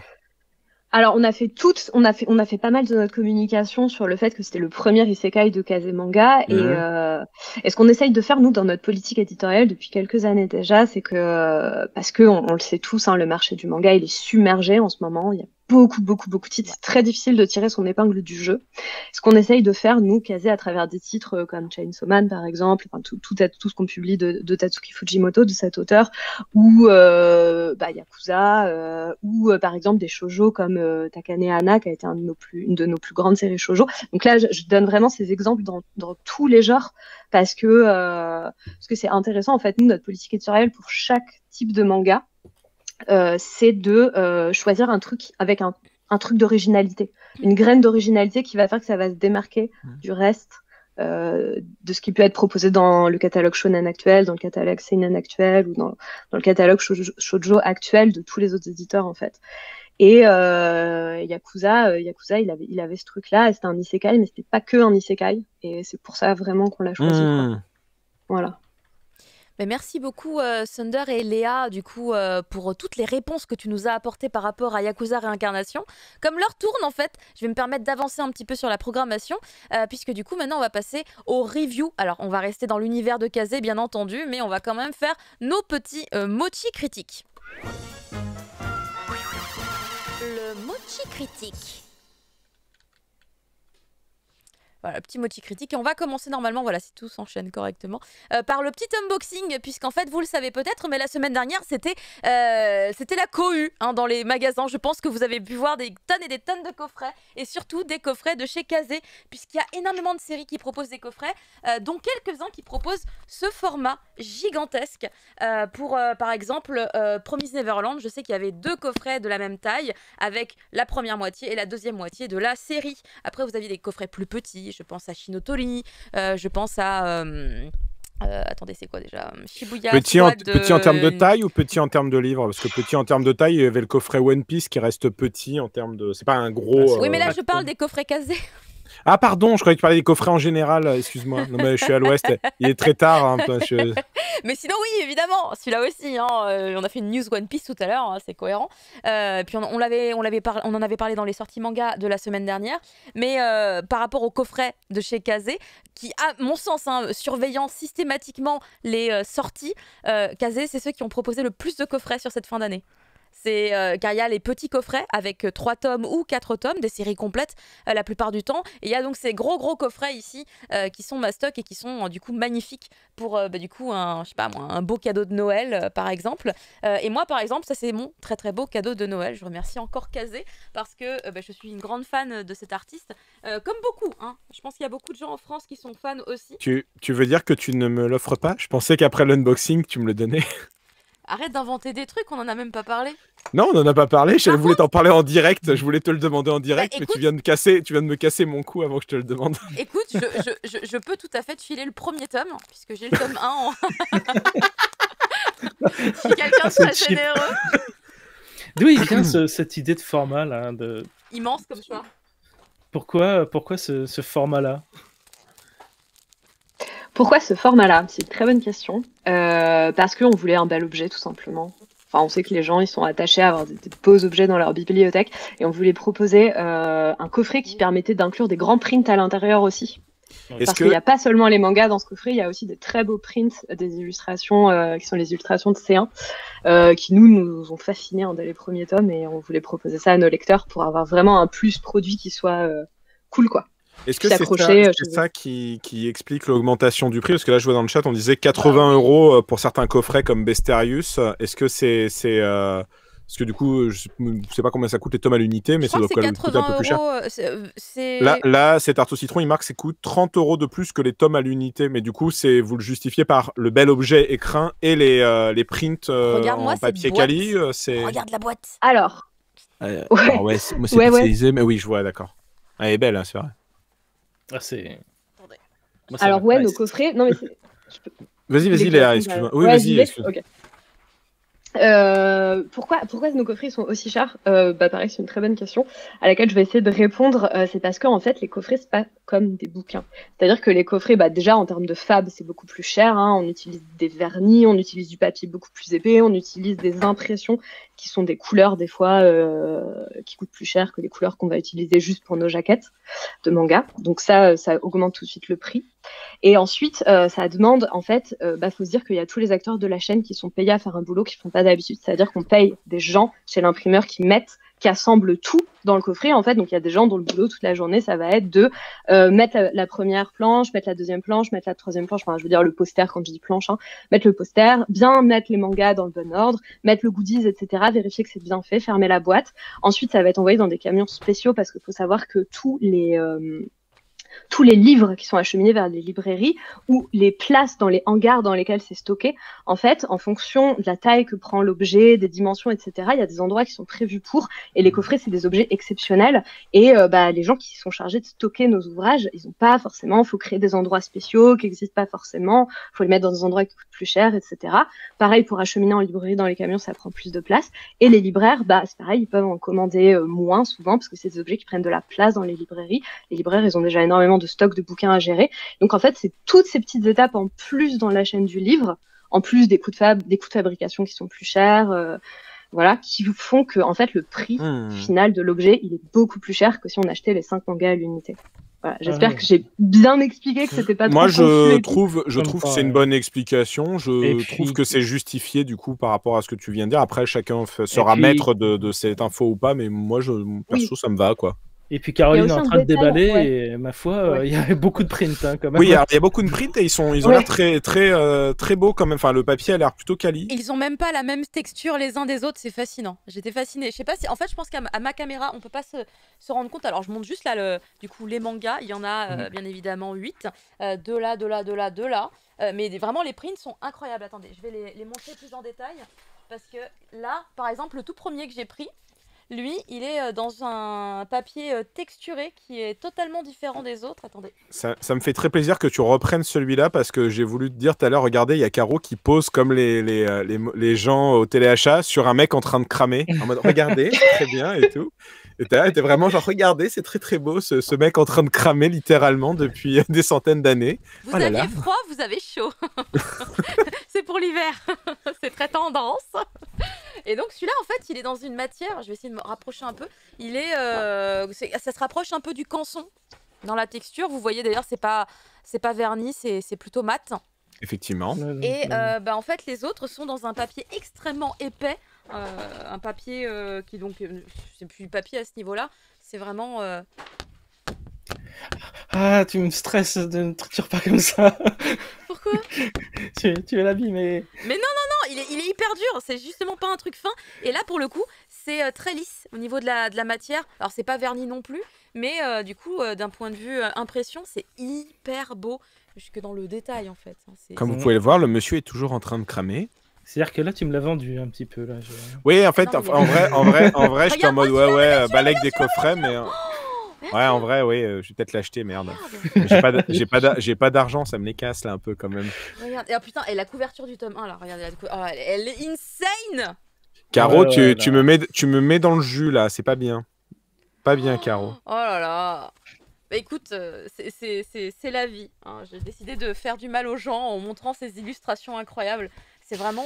Alors du coup, je me permets de lire ce que Léa a mis dans le chat pour répondre à Delirium Bear qui demandait en fait si le prix ne s'expliquait pas que par la rareté, mais aussi par des soucis de logistique. Et Léa nous dit oui, c'est exactement ça, Delirium Bear, smiley souriant. On essaye de travailler au max en Europe pour des raisons écologiques aussi, donc ça joue. Notre imprimeur est italien, par exemple. Alors du coup, oui, c'est une autre question, c'est que est-ce que l'augmentation du prix n'est pas due au fait que c'est en Italie et que actuellement, avec la crise du papier et les livreurs qui sont moins présents, parce que je sais qu'il y a beaucoup d'imprimeurs en Italie et que c'est compliqué de faire venir les bouquins avec les livreurs et les chauffeurs qui sont... il y en a beaucoup moins, je crois. Donc ça joue aussi dedans ou pas du tout? Alors, la grosse crise qu'on a actuellement, mais que tous les secteurs qui utilisent le papier ont, c'est la rareté du papier, vraiment. Hein, c'est ça, on a des gros soucis d'approvisionnement de papier qui sont liés à plein de conséquences, mais la principale conséquence, c'est beaucoup le Covid et c'est beaucoup que le marché du manga, il a explosé pendant ces 2 dernières années et du coup, on a du mal à faire face en fait. Et donc, il faut savoir que tous nos titres sont imprimés chez cet imprimeur italien qui s'appelle Lego. Et pour les coffrets ou pour les choses avec des fabrications un peu particulières, il y a beaucoup d'éditeurs qui sont obligés d'aller imprimer en Chine ou en Asie. Malheureusement, par exemple, faire des plus produits comme des marque-pages, des choses comme ça. Et nous, on essaye de limiter ça au maximum pour des raisons, voilà, comme je disais, écologiques et de conviction. Et du coup, des fois, ça joue aussi un peu quand on fait façonner ou fabriquer des objets en Europe, ça va coûter un petit peu plus cher. Et du coup, le prix final du produit va être un petit peu plus cher que si on les avait fait venir de conteneurs, depuis des conteneurs de bateaux en Chine, mais ça permet de baisser le prix. Enfin bref, tous ces questionnements de ça, oui, mondialisation, forcément. Ça touche le monde du manga aussi en fait, et ça touche le monde de l'édition, ouais, bien sûr. Donc voilà, il faut savoir que quand vous voyez un prix qui est élevé comme ça, derrière, des fois, il y a tous ces questionnements-là, voilà. Ouais, mais c'est intéressant que tu l'expliques là, parce que pour beaucoup de gens dans les lecteurs, dans le public, ils ont l'impression quand même souvent de se faire arnaquer, surtout en période de fête, et pas que dans le manga, on profite du fait que c'est une période festive pour un peu se faire des marges, augmenter les prix. Donc c'est plutôt intéressant que tu expliques au moins le choix de pourquoi le prix par rapport au choix logistique et éditoriaux. Donc c'est bénef. Et bon, Caroline, elle a vendu t'as fait vendre 2 coffrets là T'as déjà. vendu 2 coffrets. Donc, faites attention, dépêchez-vous parce qu'il n'y en aura peut-être pas pour tout le monde. Oui, on sait. Oh là là là là. La relou. Caro, j'ai un ami, il fait à chaque fois, écoutez, c'est le prix des stocks, il s'envole, écoutez-le. Et il fait le bruit du papier qui part d'un coup. Mais oui, voilà. oui. On va y aller. Oui. Il va falloir y aller vite. Je ne me rends pas compte de la quantité qui a été produite de ce coffret Fire Punch, mais c'est vrai que voilà, il fait envie malgré son prix qui est assez élevé et que des gens avaient relevé, mais les explications ont été données sur pourquoi du comment de ce tarif élevé. J'ai bien envie de rappeler, au vu des belles illustrations que j'ai montrées, qu'il y aura une exposition Tatsuki Fujimoto à Angoulême, il me semble. Donc ce serait peut-être pas mal d'en dire un petit mot rapidement. Je sais pas si tu as les infos, Léa, par rapport à... C'est marrant parce que j'ai eu les infos aujourd'hui et j'ai pas eu le temps de les lire. J'ai eu un joli document. Il y aura des beaux dessins. J'y pense là comme ça, en fait, pardon. En gros, ça va être la scénographie, elle va être assez ouf. C'est ce que j'ai cru apercevoir, c'est que on prend donc vraiment l'univers de Fujimoto. Moi, c'est un auteur dont je suis vraiment très très fan. Donc, par exemple, tout ce qu'il a beaucoup influencé. Donc, en premier, évidemment, le cinéma. Donc, on va avoir une scénographie un peu ouf avec des fauteuils de cinéma, des écrans qui vont transmettre les planches tout autour, etc. Et donc, ça tarde vraiment sur autant l'aspect de la création des planches, donc vraiment comment ils travaillent avec des menus, avec des sketchs, tout ça. Les nemu, c'est les brouillons de mangaka japonais. Les storyboards, tout à fait, merci. C'est le terme, des storyboards. Et on va avoir aussi tout un côté beaucoup plus illustration en couleur, vraiment le spectaculaire, son travail des couleurs qui est hyper pop, avec des couleurs qui sont qui sont fluo. Nous, on est souvent obligés d'utiliser des tons directs, ce qu'on appelle des tons directs, qui sont aussi des pantones pour faire ces couvertures, parce que c'est les jaquettes de ces mangas, parce que ouais, il adore travailler avec des couleurs hyper vives et tout, et ça fait partie de son identité graphique. Donc il va y avoir il va y avoir toutes ces choses-là qui vont être exploitées dans cette expo avec une très belle scénographie, quoi. On va rester un petit peu dans l'univers de cet artiste, puisqu'on va passer à la critique de Chainsaw Man. Avec toi, Thunder, du coup, qui a dévoré les 11 tomes de cette première partie de l'œuvre, finalement. Parce qu'il y a une deuxième partie qui viendra plus tard. Mais pour l'instant, sur cette première partie, du coup, tu vas nous donner un petit peu ta vision de l'œuvre de Tatsuki Fujimoto. Déjà, je vais résumer un tout petit peu de quoi parle Chainsaw Man quand même, pour ceux qui ne connaîtraient pas. Du coup, on est dans un monde qui ressemble à peu près au nôtre, à une petite exception près. Existe des démons. Vraiment, c'est pas un truc qu'on a peur et qu'on craint. Ils sont là, ils existent, ils tuent des humains, ils les mangent. Et donc, on a les démons, les Devil Hunters, qui sont donc des chasseurs de démons, tout simplement. Et notre héros, Denji, globalement, c'est ce qu'on j'appellerais un chien de la casse, moi, personnellement. C'est-à-dire que c'est un mec qui n'a pas eu de bol dans la vie. Son père est mort, il lui a laissé des dettes énormes auprès de Yakuza. On y revient encore et toujours. Donc du coup il essaie de rembourser ses dettes depuis des années et du coup il a vendu un œil, il a vendu une testicule, il a vendu un rein et à côté il continue son job de Devil Hunter avec Pochita, un espèce de petit chien tronçonneuse qui lui sert de compagnon d'infortune et d'arme. Et donc, tout va bien dans le plus horrible des mondes, mais lui, il est heureux, comme il dit. Ah là là, aujourd'hui, on a mangé un petit bout de pain, c'est cool, ça va changer des poubelles, hein, donc voilà. Et ce qu'il aimerait, son vœu le plus cher, c'est qu'un jour, une fille le prenne dans ses bras et qu'il puisse manger de la confiture. Donc vraiment, ces idéaux, on n'est pas sur Luffy, roi des pirates, ou Naruto Okage, lui, c'est la confiote, quoi. Et Et les boobs. Et les boobs. Bah, oui. Ça me semble déjà plus proche de certains héros de shonen, tu vois, là. Il fallait un point commun, il fallait quelque chose. Il fallait quelque chose. Et en gros, sans trop entrer dans les détails, mais il va se faire trahir par les Yakuza. Ils vont l'assassiner. Et au moment de mourir, en fait, Pochita se sacrifie. Et en fait, il devient le nouveau cœur de Denji. Donc Denji, maintenant, il a une espèce de petite cordelette qui pend à la poitrine. Et en fait, quand il tire la cordelette, il se transforme en une espèce de créature qui n'est pas vraiment un démon, pas vraiment un homme, et qui, on voit sur la couverture du tome 1, c'est l'homme à la tronçonneuse, le Chainsaw Man, quoi. À savoir que personne ne l'appelle Chainsaw Man dans le récit avant la toute fin, donc c'est plutôt le homme tronçonneuse ou Denji. Et donc il va être recruté par le service de la sécurité publique, qui sont globalement des Men in Black japonais, qui sont les Devil Hunters, c'est ça, hein, globalement, qui sont des Devil Hunters du service public. Ça, c'est une notion assez intéressante aussi, parce qu'on explique qu'il y a des Devil Hunters dans le privé et que eux sont dans le public, et va devenir un peu le toutou de la boss des Devil Hunters publics, Makima, qui va le fourrer dans les pattes de plusieurs personnages, donc Aki, qu'on ne voit pas sur ces covers-là. Et il va avoir du coup comme binôme à qui on le voit pas trop, il est il est là sur la couverture du tome 9 en petit. Un peu, ouais. Mais si on revient sur les premières covers, on voit surtout le meilleur perso du manga, c'est-à-dire son binôme, le Power, une homini démon, c'est-à-dire que c'est un démon qui a possédé un cadavre et qui du coup maintenant a une apparence humaine et il la garde. Et donc Power est l'omini-démon, l'omini-démon du sang, donc elle se bat avec son propre sang. Et Power est complètement starbé et va devenir donc son binôme. Et c'est tombe bien parce que Denji, il a beau être le héros du manga, il est quand même un peu starbé. Voilà, je pense que j'ai globalement résumé de quoi parle le récit. Alors pour la petite histoire, moi j'avais lu le premier tome à la sortie. J'avais bien accroché.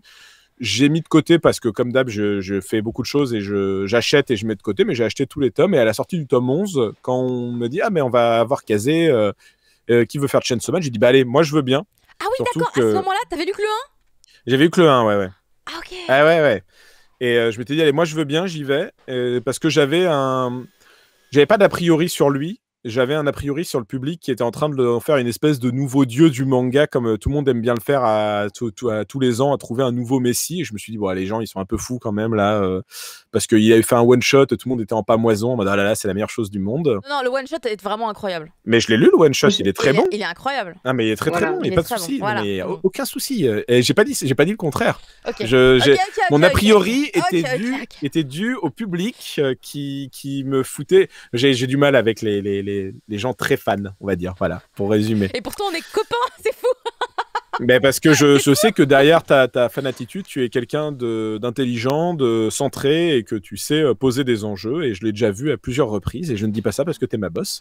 Merci. Elle est pas starbée, elle est incomprise, tout à fait, Tarto. Et il parle de Power, de Caro. J'avais compris qu'il parlait de Power, personnellement. Du coup, j'ai bouffé les 11 volumes assez vite. Et je me suis pris une petite claque, personnellement. Alors, j'ai quelques réserves. Je vais en parler sans rentrer dans les détails je vais pas spoiler la fin. J'ai quelques réserves sur la fin.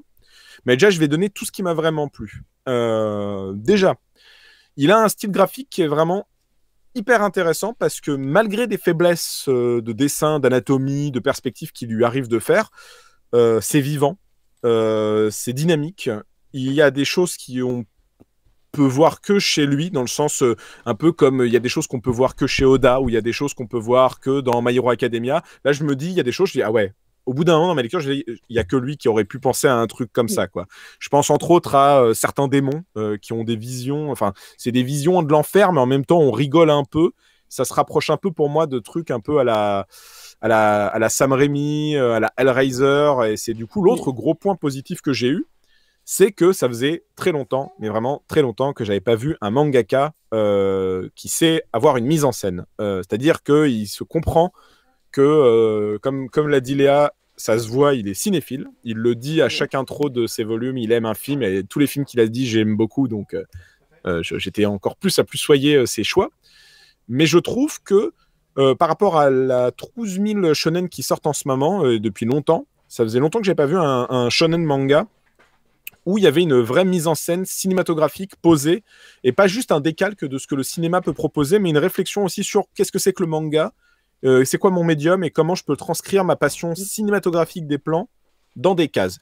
Et donc ça va se jouer par des choix de cadrage, que je trouve très audacieux la plupart du temps, des choix de découpage. Moi je pense par exemple à une scène où il affronte le démon Katana, je crois, de mémoire à un moment, et la fin en fait d'une page, on voit juste une case en tout le long de la page, mais qui fait même pas un quart de la page, hein, où on voit un immeuble de dehors, on voit une vitre, on tourne la page et on a de nouveau une deuxième barre où on voit que ça va un peu se casser, et après sur la même page, c'est quasiment une full page où les vitres se sont cassées et les deux démons sortent pour s'exploser la gueule, quoi.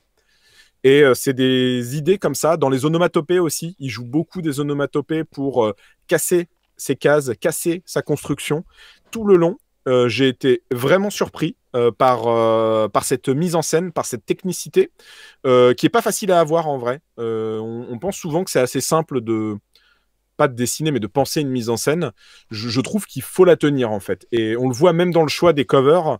Il y a des choix artistiques qui sont pas évidents à tenir, que j'avais déjà senti dans le one-shot. Hein. Très honnêtement, quand j'ai lu le one-shot, je me suis dit quand même, c'est très bon, le mec tient quand même quelque chose cinématographiquement parlant, et j'avais été bien hypé par le one-shot.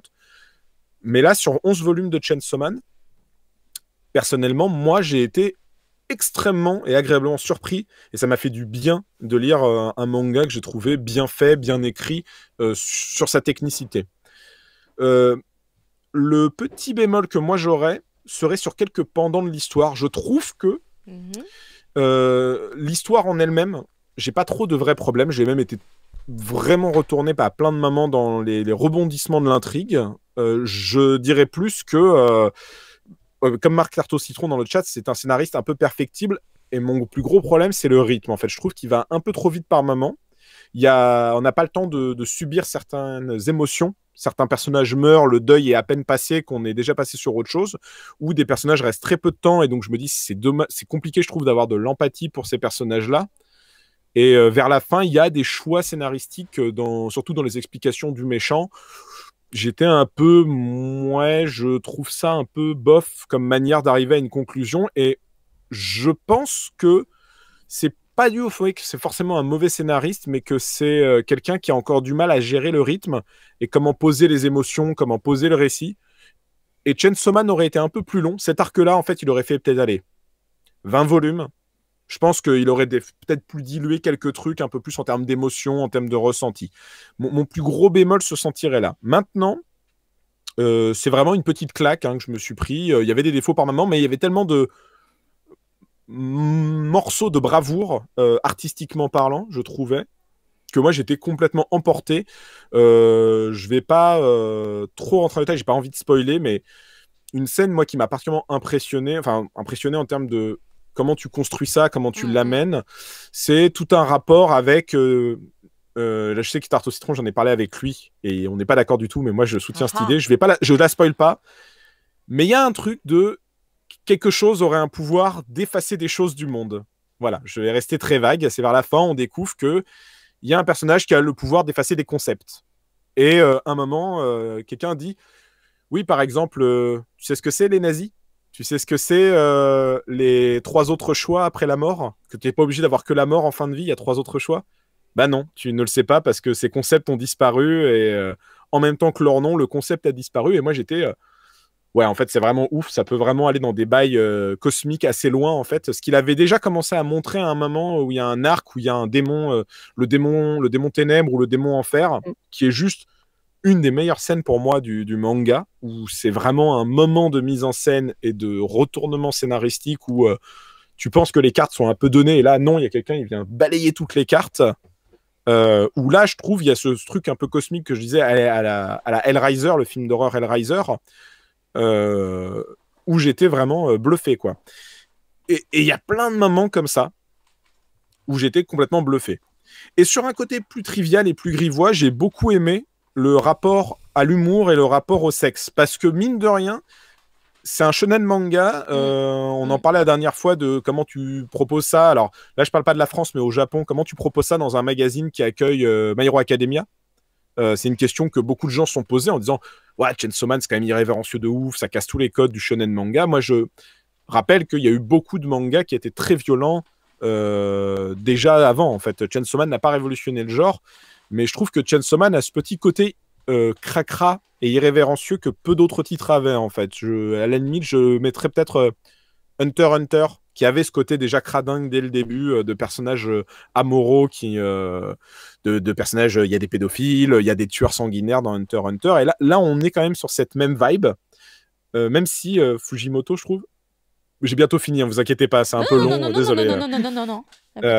Fujimoto pousse Bouchon un peu plus loin, et j'ai trouvé très intéressant le rapport de Denji au corps. Le fait d'en faire pas un héros amoral, mais un héros humain. C'est-à-dire qu'il se dit je suis amoureux de ce personnage, mais son corps et ses pulsions sexuelles désirent autre chose. Et lui, il est tellement pas éduqué, il a tellement été tout le temps le chien du vagabond qu'il a aucune éducation sentimentale, aucune éducation à ce qu'il ressent, à son corps, à son concept. Et ça donne des trucs très beaux sur ce qu'il désire pas, ce qu'il aime pas, ce qui va donner d'ailleurs un des meilleurs retournements de la fin, que je ne spoil pas là aussi. Et ce qui amène aussi pour moi un des plus beaux trucs, c'est j'aime beaucoup, je disais Power, parce qu'en fait je trouve que c'est un très beau couple à tous les niveaux, en fait c'est un très beau binôme, mais même dans l'absolu, j'aurais vraiment aimé en fait que ces personnages peut-être soient ensemble, même si c'est pas possible, ou en tout cas pas dans cette manière-là. Il y a quelque chose qui faisait qu'ils étaient très différents et qui s'associaient beaucoup. Il y a des très beaux moments de complicité, de tendresse, et c'est aussi la grande force de Chainsaw Man, c'est qu'on peut aller dans des moments cradingues, voire grivois vulgaire, hein. Il y a un moment, un concours de l'attache de couilles, par exemple. C'est vrai, c'est une vraie scène du manga, avec des moments beaucoup plus intenses. Je pense au volume 9, par exemple, où on voit la vie de Power, Aki et Denji, où on voit une espèce de vie après un gros trauma. Et il y avait une sensibilité qui m'a vraiment touché, où je me suis dit, vraiment, cet auteur, je sais pas trop d'où il sort. Artistiquement, on est sur des débuts. C'est-à-dire que je pense qu'il y a encore des trucs perfectibles et qu'il ne peut que s'améliorer. Mais j'ai rarement ressenti autant de choses très diverses et variées, mais qui avaient une cohérence, quoi. Vraiment, sur ces 11 tomes, je me suis jamais dit il y a quand même une fausse note dans le ton. Je trouvais qu'il y avait des problèmes dans le scénario, des problèmes des fois dans le dessin, mais jamais je me suis dit non, ça c'est pas Chainsaw Man. Quand l'histoire devenait plus émotive, plus sincère, plus triste, je me disais pas non, c'est pas Chainsaw Man, là, c'est pas en train de poutrer des démons avec l'autre qui fait des blagues cochonnes. Pas du tout. Je trouve que tout a une cohérence, et la fin m'a, même si elle est un peu rushée, même s'il y a des petits défauts, elle m'a quand même hypé pour la suite, et je suis du coup très hypé de lire la suite. Donc voilà, c'était mon très long colloque sur Chainsaw Man et pourquoi est-ce qu'on en a besoin dans notre vie. Et je donne la parole à tous les autres. Tu avais lu Fire Punch avant ou pas du tout? J'avais lu le tome 1, j'avais beaucoup aimé le pitch, mais j'avais pas accroché tant que ça. Et là, du coup, j'ai envie de redonner sa chance à Fire Punch. C'est pour ça que je te demandais de me donner le coffret de Fire Punch. Voyez-vous ça? Il va falloir me parler gentiment. Ah bah tu vas trouver beaucoup plus de problèmes de scénario dans Fire Punch, effectivement. C'est quelque chose qui se perd en route, en fait. Comme il l'a fait avant. Tu verras quand même toute la folie de l'auteur, tous les prémices de ce qu'il est capable dans Fire Punch. Mais effectivement, narrativement parlant, c'est dur. Bah, ce qui fait son génie, enfin, c'était passionnant de t'écouter, Thunder. Je trouve que t'as bien mis en avant ce qui fait toute l'ambivalence de son auteur, ce qui fait son génie, c'est-à-dire d'être capable de coller des tons et des genres qui n'ont rien à voir d'une scène à l'autre, de faire le grand écart comme ça. Enfin, moi, c'est ce qui me rend ouf dans ces mangas. Mais c'est aussi ce qui fait parfois sa faiblesse. C'est aussi que des fois, ça le perd un peu, en fait. Il se perd un peu en route. Comme tu dis, il y a des problèmes de rythme. Des fois, t'as l'impression que voilà, t'es perdu en tant que lecteur. Et ouais, c'est hyper intéressant du coup de vous écouter en parler. Mais c'est quand même très intéressant, et c'est une force. Moi, je dis souvent à propos du cinéma, je préfère des films raté, mais où je sens l'honnêteté du réalisateur derrière, et je pardonne plus facilement un réalisateur qui est très honnête dans ce qu'il a voulu donner. Moi, par exemple, j'ai quelques soucis, mais c'est vraiment très personnel, avec Wes Anderson sur son cinéma. En revanche, je ne dirai jamais du mal de Wes Anderson ou de M. Night Shyamalan, parce que c'est des mecs, quand je vois les films, je ne sens aucune moquerie, aucune ironie, aucune condescendance envers leur œuvre et leur public. Et en lisant Chainsaw Man, je me disais la même chose, je me dis, c'est foiré, mais je pardonne plus facilement à ce titre-là parce que j'ai aucun souci à voir que le mec est très honnête dans son œuvre et qu'il veut vraiment bien faire. Et là, je vois, on dit, il domine l'éditeur et les démons du marketing. Oui et non, parce qu'il y a quand même eu des titres comme Chainsaw Man avant. C'est pas un titre unique en son genre. Moi, je trouve ce qui fait vraiment sa force, c'est l'auteur derrière, quoi. C'est plus l'auteur que c'est plus le fond que la forme un peu amorale, faussement amorale par moment, quoi. Mais en tout cas, ouais, c'était vraiment une expérience super intéressante, quoi. Mais du coup, j'ai envie de rattraper, parce que moi, je suis en retard sur Chainsaw Man et j'ai envie de rattraper. Ah, mais c'est pour ça, d'accord, tu comprenais pas ce que j'expliquais sur le concept d'enlever des idées. Mais quand on parle des trucs sales, enfin, moi, je repense à des scènes qui sont bien ensanglantées, des scènes où tu te rapproches sur des trucs un peu caliente et d'un seul coup, ça devient trash et tu fais... Ah ouais. Ça, c'est... L'impact est fort et c'est ça qu'on veut, tu vois. Tu penses à la jeune fille au lycée? Non. Non, tu penses pas à elle? D'accord. Moi, c'est son utilisation de la violence. Moi, quand la première article que j'ai fait quand c'est sorti en France, mais j'ai aimé le truc dès que c'est sorti sur Manga Plus. Hein. Mais j'ai fait un peu le truc que Thunder n'aime pas. J'ai sorti un titre genre c'est le Tarantino du manga. Ça m'étonne même pas. Parce que j'aime bien son rapport à la violence et la manière dont tu l'utilises pour choquer et surprendre et partir dans une autre direction. Et j'aime aussi beaucoup ses dialogues, la manière dont il les écrit, qui sont parfois complètement lunaires et en décalage complet avec ce qu'on est en train de lire. Et c'est vrai que moi, la scène qui est pivotale pour moi, c'est on va pas trop spoiler, mais l'attaque de la voiture. Ah ouais. Alors là, si c'est pas du Tarantino. Je dirais pas du Tarantino. En fait, je dirais pas Tarantino parce que Tarantino, il y a ce côté référentiel très. Je marque l'hommage de manière très appuyée et je le retourne pour en créer quelque chose. Alors que Chainsaw Man, c'est plus. Chainsaw Man, c'est moins marqué dans le sens que quand tu vois un personnage, une scène, tu dis pas oh, ok, il l'a repris de ça, tu vois. C'est plutôt une espèce d'infusion d'influence, quoi. C'est une influence pour moi, c'est influencé enfin, Reservoir Dog et tout ça, mais c'est une de très nombreuses influences qu'il a, ça c'est certain. Il en a beaucoup d'autres. Mais là, pour le coup, et ça avait déjà marqué dans Fire Punch, mais Fire Punch, c'était plus les dialogues lunaires qui a des fois des échanges qui partent en couille alors qu'il n'y a aucune raison et qui me rappelaient des dialogues des films de Tarantino. Mais oui, il y a cette scène pivotale et après ça démarre vraiment. Moi, j'ai mis 3 chapitres avant de comprendre que c'était que c'était lui, que c'était l'auteur de Fire Punch. De Fire Punch. Je me suis dit, mais c'est lui. Et après cette scène, le truc ne s'arrête plus jusqu'à la fin. Et effectivement, oui, Caro parle de la violence sordide, mais ce qui est intéressant, c'est qu'il a plusieurs visions, comme tu disais, et on peut avoir des monstres, des démons gore et cauchemardesques et plus viscéraux avec des tripes et du sang. Mais quand ça devient sérieux, ça devient totalement aléatoire et on part dans un trip qui est vraiment différent, qui est cauchemardesque, mais pas violent. Le mot cauchemar colle bien. Qui est cauchemardesque. Et j'aime bien la façon dont il utilise tous ces éléments et qui garde les plus importants pour des visions qui sont vraiment cauchemardesques, qui sont vraiment dantesques, quoi. Ce qui est intéressant, c'est qu'au début, je disais des volumes, il dit à chaque fois j'aime. Le premier tome, c'est j'aime les tronçonneuses, mais après, il dit que des noms de films. Il dit j'aime Massacre à la tronçonneuse, j'aime Hérédité. Et ce qui est intéressant, c'est que la plupart des films qu'il a cités, c'est quand même des films où l'horreur est quelque chose de sous-jacent, en fait. C'est-à-dire qu'il y a une normalité, il y a quelque chose de. C'est psychologique, mais il y a quelque chose de. L'horreur n'est pas présente tout autour. On n'est pas, par exemple, dans un concept de slasher où il y a une tension permanente. Massacre à la tronçonneuse, c'est sans rentrer dans de la cinéphilie de comptoir, mais c'est des mecs lambda, ils prennent des autostoppeurs et ils vont se faire avoir par des fous sanguinaires, quoi. Hérédité, moi je suis très fan d'Hérédité et de Midsommar d'Ari Aster, donc je comprenais vraiment encore plus vers quoi Fujimoto voulait aller.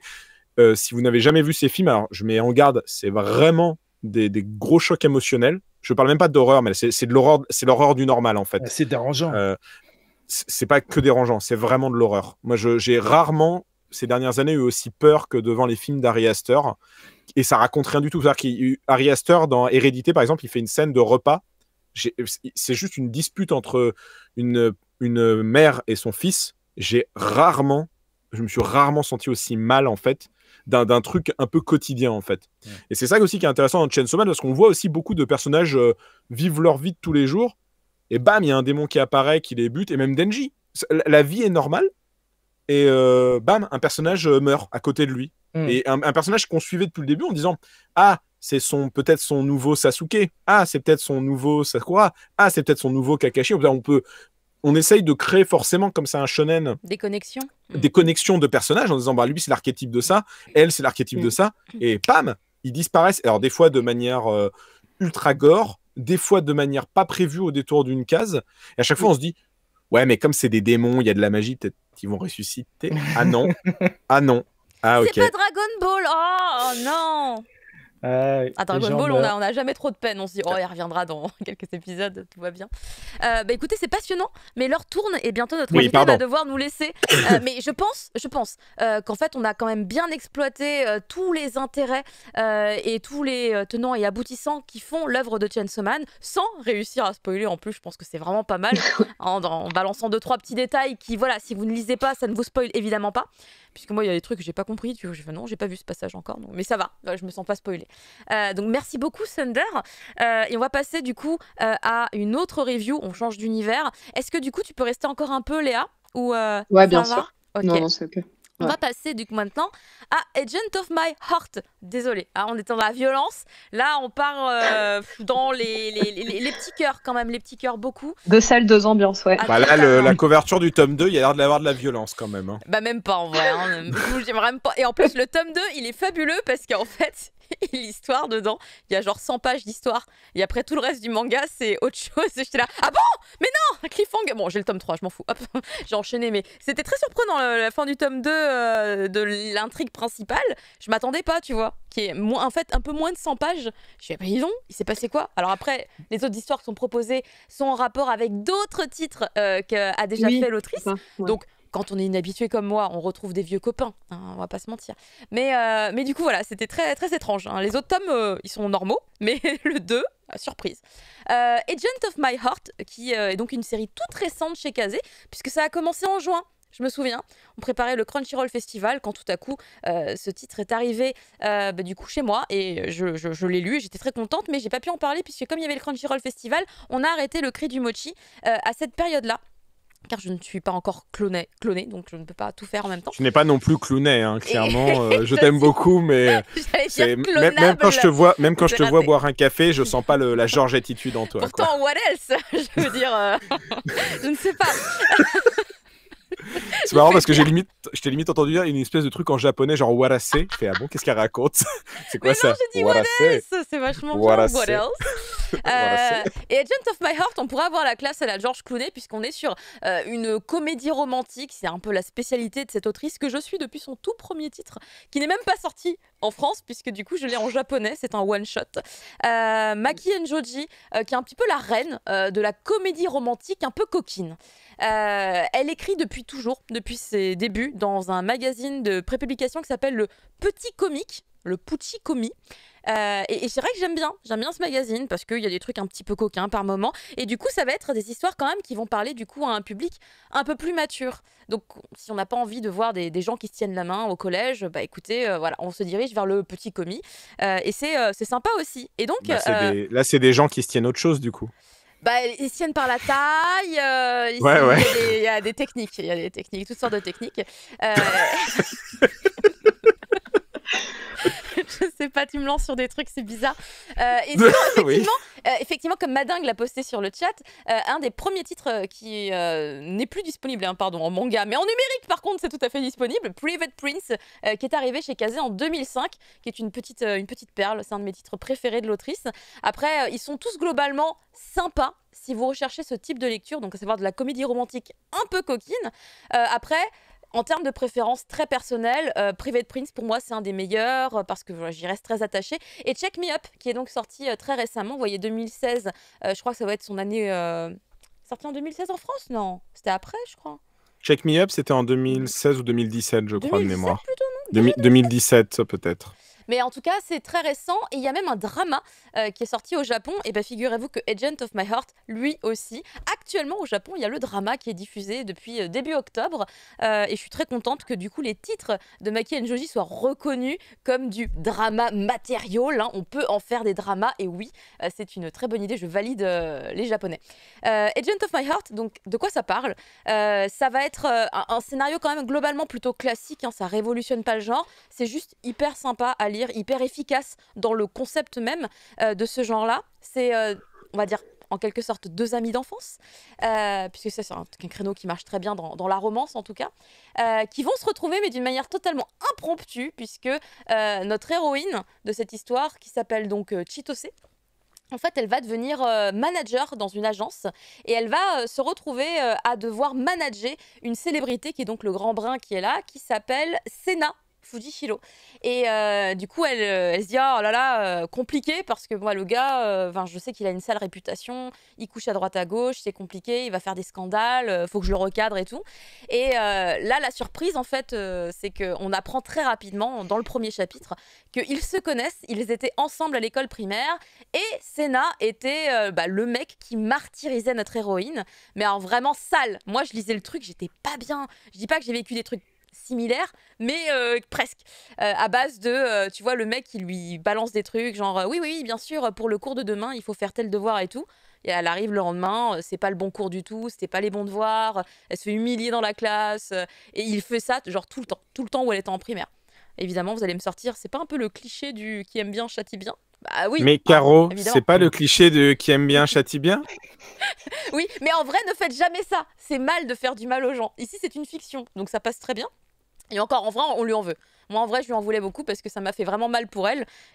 Ma primaire n'était pas super, un peu dans le même genre. Et du coup, ils vont se retrouver, sauf que là, le rapport de force n'est plus tout à fait le même, puisque entre-temps, notre chère héroïne, Chitose, elle a fait des sports de combat, elle a fait du théâtre, elle a pris une assurance de dingue. On peut pas l'embêter dans la rue. Ah, elle te fait 3 clés de bras et c'est fini, tu vois, tu t'es mal. Donc, elle va devenir un peu son garde du corps en même temps. Et ce qui va se passer, c'est que du coup, notre cher Sena, ça va être plutôt lui qui va prendre les devants et qui va, on va dire, titiller un peu notre héroïne à base de petites remarques pour essayer de la faire réagir. Parce qu'en fait, lui, il est vachement intéressé par elle. Et elle, bah non, évidemment, au contraire, tu vois, elle dit bah non, si on peut éviter d'entrer dans un quelconque genre de relation, en plus je suis ta manager, j'essaye d'éviter que tu côtoies des femmes, moi je suis juste là pour t'apporter du travail et t'aider dans ton quotidien.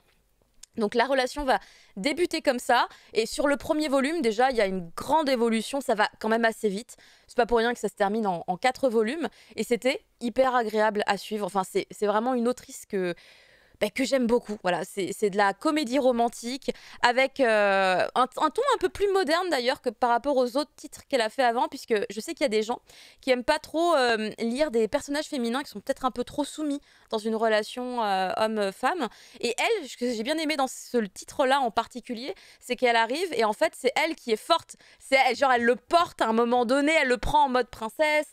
Il y a un mec qui s'approche de lui pour se venger. Ouais, tu m'as piqué ma copine et tout machin. Elle arrive, tu vois, elle bloque le gars, elle le met au sol. Enfin, la meuf, elle sait gérer sa vie. Tu vois, elle n'a pas besoin de quelqu'un d'autre. Donc ça, c'est un des points que j'ai bien aimé. Et après, bon, de fil en aiguille, l'histoire va suivre son cours. Surtout que vous imaginez bien tous les aléas potentiels dans le monde du showbiz, le monde du spectacle, entre coups fourrés, les vilains paparazzi qui traînent à droite et à gauche.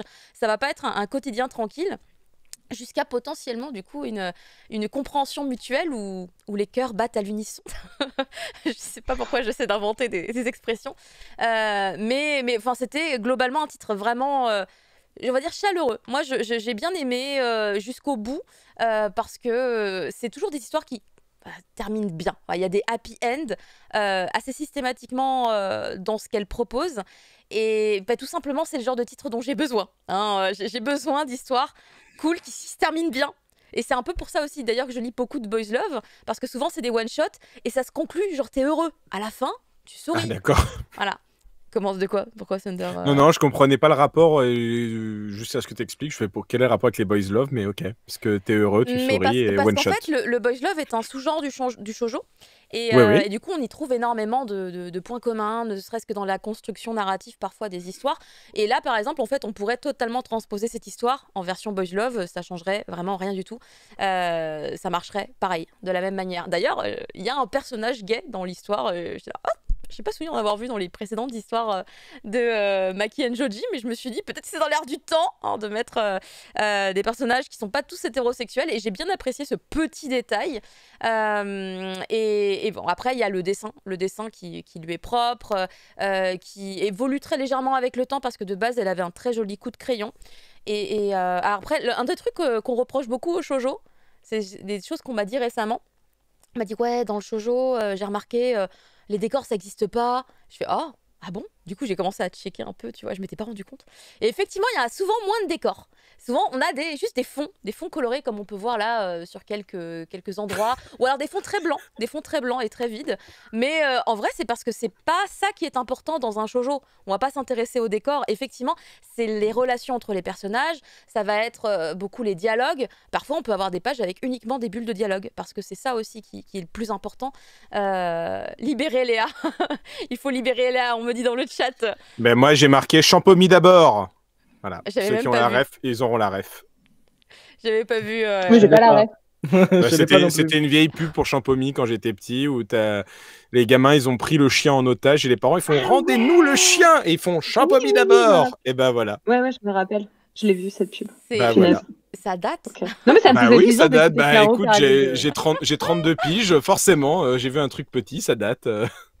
C'est un titre que vous pouvez lire en buvant du champomy, éventuellement aussi. Ça marche aussi. Hein. T'es trop forte, Caro. En toute sincérité, une petite boisson sucrée, un petit thé, ça va bien ensemble, hein, mine de rien. Et il y a de la coquinerie pour de vrai. Hein. C'est un titre quand même globalement tout public, bien évidemment. C'est du niveau coquinerie, les feux de l'amour. Hein. C'est genre... on fait 3 pas, on tombe dans le lit, le plan d'après, on est sous les draps. Vous voyez, hein, c'est... Voilà. J'ai eu très peur, tu as dit coquinerie, j'ai cru que tu allais dire cocaïne. Je fais d'accord, on est parti sur autre chose. Non, mais en plus, c'est un titre où il y a il y a beaucoup de cocaïne. Je me suis dit... Mais qu'est-ce qu'il raconte, ce garçon? C'est pas possible. Ça, c'est Yakuza Réincarnation. On s'est trompé, c'est la Met dans Yakuza Réincarnation, exactement. Donc, globalement, c'est pour dire que c'est un titre en 4 volumes qui est pour le public qui aime déjà les comédies romantiques. Si vous n'aimez pas ça de base, vu qu'il n'est pas plus original qu'un autre, il faudrait que ce soit peut-être le premier que vous lisez dans votre vie. Voilà, je pense. Après, non, il y a quand même, je pense, si on est fan de Maki and Joji, et même si on est fan de jolis dessins, parce que c'est quand même bien dessiné. Hein. Oui. Après, c'est des histoires, ça, j'ai pas pensé à le dire tout de suite, mais qui sont très réalistes. Enfin, c'est un peu fantaisiste, c'est de la fiction bien sûr, donc il y a des choses, non c'est pas possible, mais c'est très réaliste dans le sens où on est dans des contextes très réels. On est souvent d'ailleurs dans le cadre professionnel, on était dans son titre précédent dans le cadre hospitalier, et c'était vraiment assez, ça touchait à la réalité puisqu'il y avait des situations d'urgence, etc. Donc il y avait des moments de crise et tout. Là, on est dans le monde du showbiz et ça retranscrit parfaitement l'univers que je me fais du showbiz au Japon. Donc on est quelque chose de très, très réaliste, et je pense que c'est ça aussi qui plaît pour ensuite en faire des dramas à la télé. C'est des amours qui semblent un peu compliqués au début, parfois impossibles par moments, mais qui finissent par finalement se retrouver. Moi, c'est le genre de truc dont j'ai besoin. Voilà, j'ai besoin de lire des histoires comme ça. Et Maki Junji, c'est fou parce que du coup, je ne m'en lasse toujours pas. J'ai l'intégralité de ces mangas français chez moi, sauf Private Prince, j'ai raté le coche. Ils sont plus en vente et je peux plus les retrouver sauf à des tarifs Est-ce phénoménaux. qu'on va faire remonter dans les contacts de Kazé? Alors, je vais vous dire, la vérité, c'est que Private Prince, je pense que nous n'avons plus les droits d'exploitation sur ce manga, et quand on n'a plus les droits d'exploitation, soit il faut les racheter, soit voilà. J'imagine bien. C'est fichu. Donc c'est pour ça que en numérique. Et qu'elle les acheter en japonais. S'il y a un éditeur qui est dans le chat et qui veut acheter les droits papier de Private Prince. Pour Caro, regardez, elle est cool, elle vous fera des unboxings et elle ne me donnera pas les livres après, donc c'est encore plus cool. De toute façon, Caro, elle a dit qu'elle montait sa maison d'édition. C'est vrai. Bien sûr, évidemment, tout à fait. Vous l'aurez entendu ici en premier, non. Bah non, évidemment non. Regarde, au lieu de Mangarake, t'auras Mangarakun. Je t'ai donné le nom en premier, je te donne les droits. Mais alors, il faut que j'ai 45 assistants, hein. Là ça devient compliqué. Hein. Je croyais que c'était 45 €. Faudrait que j'ai 45 € minimum, tu vois, parce que c'est le minimum pour ouvrir une maison d'édition de manga. Il faut qu'on libère Léa, donc on va essayer de passer rapidement sur notre petite confrontation. On n'était pas tout à fait d'accord sur Mashle. Mashle qui est un titre qui est sorti, on en parlait d'ailleurs tout à l'heure, durant l'année 2000... C'est en 2021 ? Non, c'est en 2020. Bah oui, c'était début 2021. Non, c'était début 2021. Parce que je me souviens, c'était un peu la folie et tout, on rigolait, mais comme des bœufs, c'était fou. En fait, c'était Louis-San dans Mangasure qui nous avait présenté le pitch, parce que c'était dispo sur Mangasure, et sur Manga Plus. Je mélange les trucs. Sur Manga Plus, et j'étais explosée de rire. Il nous racontait le truc, il y avait les pages qui défilaient à l'arrière sur un écran, et j'étais explosée de rire, et j'avais du mal, il fallait que je reprenne mon souffle et tout, c'était compliqué. Et du coup, voilà, c'était très très très marrant. Tout le monde a rigolé. Tout le monde a rigolé à l'arrivée en France, parce que c'est un titre vraiment très drôle. Mais où en est-on arrivé au 5e tome? Est-ce qu'on rigole toujours autant? Le rythme est-il toujours le même? Quel est votre feeling dessus, Fumble, Thunder? Je vais laisser l'honneur à Fumble. Oui, tu dis ça parce que je suis un peu déçu. Non, je suis pas vraiment exactement déçu. Justement, mais j'étais curieux d'entendre ton avis en fait, parce qu'on en avait parlé en off, c'est pour ça. En gros, je suis la série sur Manga Plus, bien sûr, qui est maintenant en français, hein, d'ailleurs. Je rappelle que Kazé fait les VF pour Mashle sur Manga Plus. Et je trouve qu'il fait une petite One Punch Man, c'est-à-dire que comme Mashle règle trop facilement ses problèmes à coups de poing et avec ses muscles, comme il se doit, on développe plus les histoires avec les personnages secondaires qui en accumulent les bastons, en fait. C'est une succession de combats, d'affrontements qui sont assez intéressants, mais du coup, il y a, je trouve, moins de gags, parce qu'il y a moins Mashle, qui était le ressort principal gaguesque. Par contre, c'est vrai qu'on garde quand même une certaine notion d'étonnement, le fameux visage de l'étonnement des gens. En bas là, ok, d'accord. Voilà, le fameux, c'est celui qu'on retrouve très... Mais avant, il était réservé à Mashle, en fait, parce que Mashle faisait un truc absolument impossible, et tout le monde était absolument sidéré et désœuvré même face à cette démonstration absolument incroyable et inattendue. Le truc intéressant, c'est que si on se déplace sur d'autres personnages qui, eux, ont de la magie et font de la magie, je dois bien avouer qu'il y en a certains qui font des trucs qui sont tout à fait estomacants, et on peut retrouver le fameux visage de l'incrédulité, à plusieurs reprises, que j'aime beaucoup, moi, personnellement, parce que c'est toujours légal, mais comment il a fait ça? Il y a notamment, on a vu un combat de boss, hein, on peut bien le dire, entre le grand méchant et le chef de Poudlard, qui n'est pas Poudlard, mais bon, c'est le même. C'est pas Dumbledore, mais d'ailleurs, on voit que l'histoire aussi continue à bien coller à Harry Potter, hein, dans les origines de Mashle. Mais ça, c'est du spoil, c'est une autre affaire. Mais moi, oui, ce qui me dérange, c'est de voir moins Mashle, en fait, sa tête d'aillerie. Ça fait longtemps qu'on n'a pas vu un chou à la crème. Master Joker, il dit c'est Fumbledore. Fumbledore. Pas mal. Pas mal du tout. Faut que je me laisse pousser la barbe. On est dans les calembours. Et voilà, donc si j'étais J'aime bien, toujours, hein, j'aime bien, je suis. Ok, Mais bah alors du coup, je rejoins un tout petit peu Fumble. J'avais pas compris ça comme ça. D'accord. Bah, parce que moi, en fait, moi, le problème que j'ai avec One Punch Man, effectivement, c'est que comme Saitama est trop fort, il est plus autant mis en avant et il est vraiment devenu une espèce de guest de son manga. Je trouve que c'est pas trop le cas de Mashle. Je suis d'accord avec ce qu'il dit, c'est moi. mais je trouve que l'équilibre marche quand même beaucoup mieux.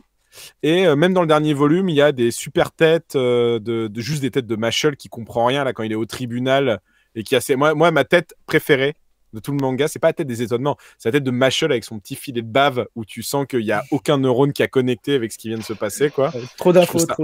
Je trouve ça trop ouf à chaque fois, ça me fait toujours autant rire depuis la première case où j'ai vu cette tête. Dès que je la vois, ça me fait mourir de rire. Et moi, je trouve mine de rien que, alors. Je vais faire un parallèle avec un autre manga du Jump. C'est un gros parallèle. Là, je suis sur le grand écart où mes doigts de pied se touchent à la falaise pour pas tomber. Donc vraiment, ça me fait un peu penser au changement qu'il y a eu dans Reborn. Dans le sens que Reborn, c'était vraiment du gag manga à fond. Et à un moment, il y a eu ce switch plus shonen, mais on gardait un peu d'humour. Et alors après, Reborn a complètement enlevé le côté rigolo pour devenir du shonen de baston, vraiment. Mashle, moi je trouve qu'il y a ce truc là quand même que oui, ça c'est un peu c'est devenu un peu plus sérieux, mais ça garde une certaine légèreté par moment. Et même Mashle, j'aime bien ce qu'ils lui font quand il le confronte avec les gens qui ne l'aiment pas, les racistes ou quoi, où il prend à la différence de Saitama où rien ne l'atteint. Mashle quand même se prend des dégâts et tu vois au moins il est un peu abîmé. Il y a quand même un effort de mise en scène à ce niveau là, quoi. Donc je trouve que c'est toujours plaisant à lire, en fait. C'était tout simplement ça. C'est vrai qu'il reste quand même des gars qui fonctionnent parfaitement quand ils prennent le thé. Ah ouais. Ils se posent et tout d'un coup ils prennent le thé en pleine assemblée. Tu fais. C'est ça. Moi je trouve que c'est toujours aussi drôle et je trouve que en plus j'aime bien l'idée que c'est le point le plus intéressant de Mashle pour moi, c'est que le personnage par moment. En fonction de la situation, ce qu'il va faire peut être très drôle ou alors très badass en mode je ne me ferai pas dicter mes règles et voilà, je vais m'imposer. Mais dans les faits, si on regarde bien, si on enlève la mise en scène qui est faite autour de ce personnage, c'est la même chose, quoi. Ça veut dire que il a fait un truc complètement impossible. C'est juste qu'on enlève les têtes d'expression de personnages qui ont peur, on enlève le côté débile et on fait au contraire des cases de ouf où on montre que avec un doigt, il a cassé un mur. Mais c'est ça que j'aime bien. C'est-à-dire qu'à la différence de One Punch Man où tout est sur le même ton de...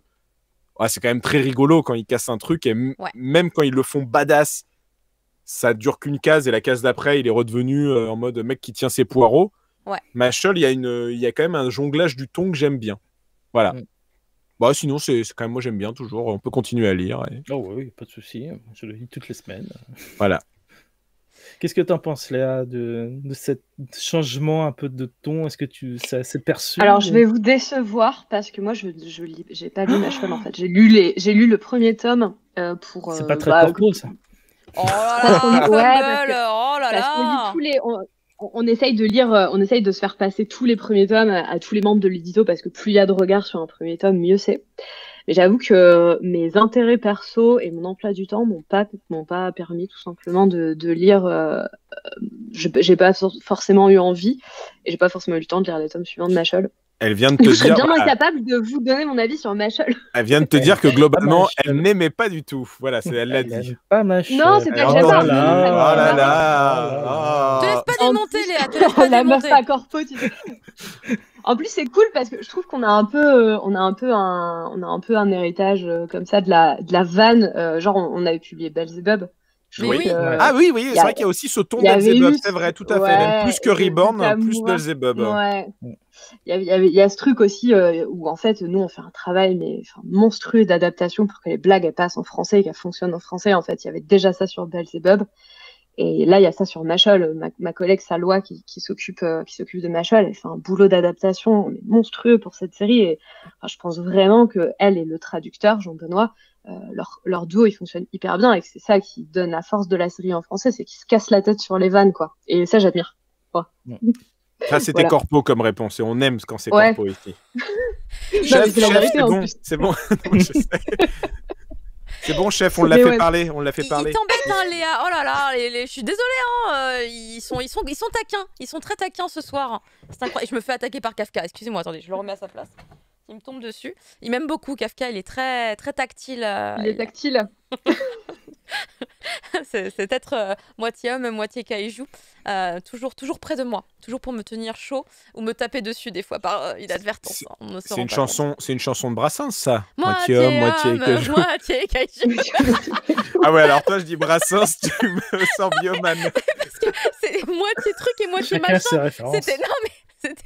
T'as dit Brassens, mais j'ai entendu, mais j'ai pas écouté parce que je me suis dit, il s'est trompé. Il s'est trompé, c'est obligé, puisque ça n'a aucun rapport. Moitié. Ah oui, c'était le gag. C'était le gag que ça soit hors des clous. D'accord. C'est pas grave. Mais moi j'ai chanté, tu vois, tu m'as fait chanter. Ça peut tout et rien dire. Ah oui.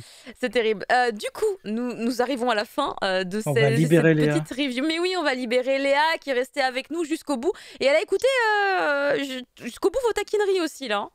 Décidément. Et elle a... On n'était pas taquin. Moi j'aime bien faire taquiner, ça me dérange pas du tout. Ah voilà. Alors, ouf. Tu vois, en plus, on me complimente sur le chat. On dit que j'ai les bonnes références. Voilà, je suis contente. Ah mais j'ai pas dit que t'avais pas les mauvaises références. Non, les bonnes. Ouais, mais j'ai pas dit oui, mais justement, moi j'ai pas dit le contraire. On ne sait plus, c'est terrible. En tout cas, Léa, merci beaucoup d'avoir été avec nous ce soir pour parler de Yakuza Réincarnation, qui est disponible dans toutes les bonnes librairies, bien évidemment, et pour nous accompagner sur du coup les petites reviews qu'on a fait aussi sur d'autres titres de chez Kazé. Merci à toi, Léa. Merci de m'avoir invité. Merci, Léa. Ouais, bon courage pour la suite. À très bientôt. Bye Bonne soirée. Salut. Et voilà, c'était Léa. Elle était trop mignonne et trop adorable. Je la trouve vraiment trop choupinette. C'était un plaisir de la voir dans l'émission. Et toutes ces sympathiques petites informations sur Yakuza Réincarnation. On était tous sur la même longueur d'onde quand même sur ce titre-là. Bon, à part Thunder, comme d'habitude. Hein, un petit Ah oui, donc oui, voilà, on connaît pas tous sur la même longueur d'onde. C'était ça ton gag, c'est ça ton humour. Non, mais Thunder, il faut juste le recadrer à son niveau de barème qui est qu'il n'aime pas les isekai. Donc il est au plus haut de ce qu'il n'aime pas. Donc, Et pourtant, il y en a quelques-uns que j'aime bien, tu vois. Et là, on est sur du futsu, ce qui est quand même déjà bien, quand même. De toute façon, on verra bien ce que ça va donner par la suite, puisqu'un premier tome, finalement, c'est pas assez pour se rendre vraiment compte. Moi, je suis restée sur ma faim. J'en veux plus. Mais souvent, c'est pareil avec les tomes 1. Un seul tome, en général, quand c'est des histoires, tu sais que ça va durer longtemps, parce qu'on part dans une épopée, etc., une grosse aventure, un tome, c'est vraiment pas suffisant. Machol, 2 volumes, j'ai trouvé ça très sympa. J'avais bien aimé 2 volumes. On va continuer nos petites reviews. Hein. On fait notre deuxième motif critique.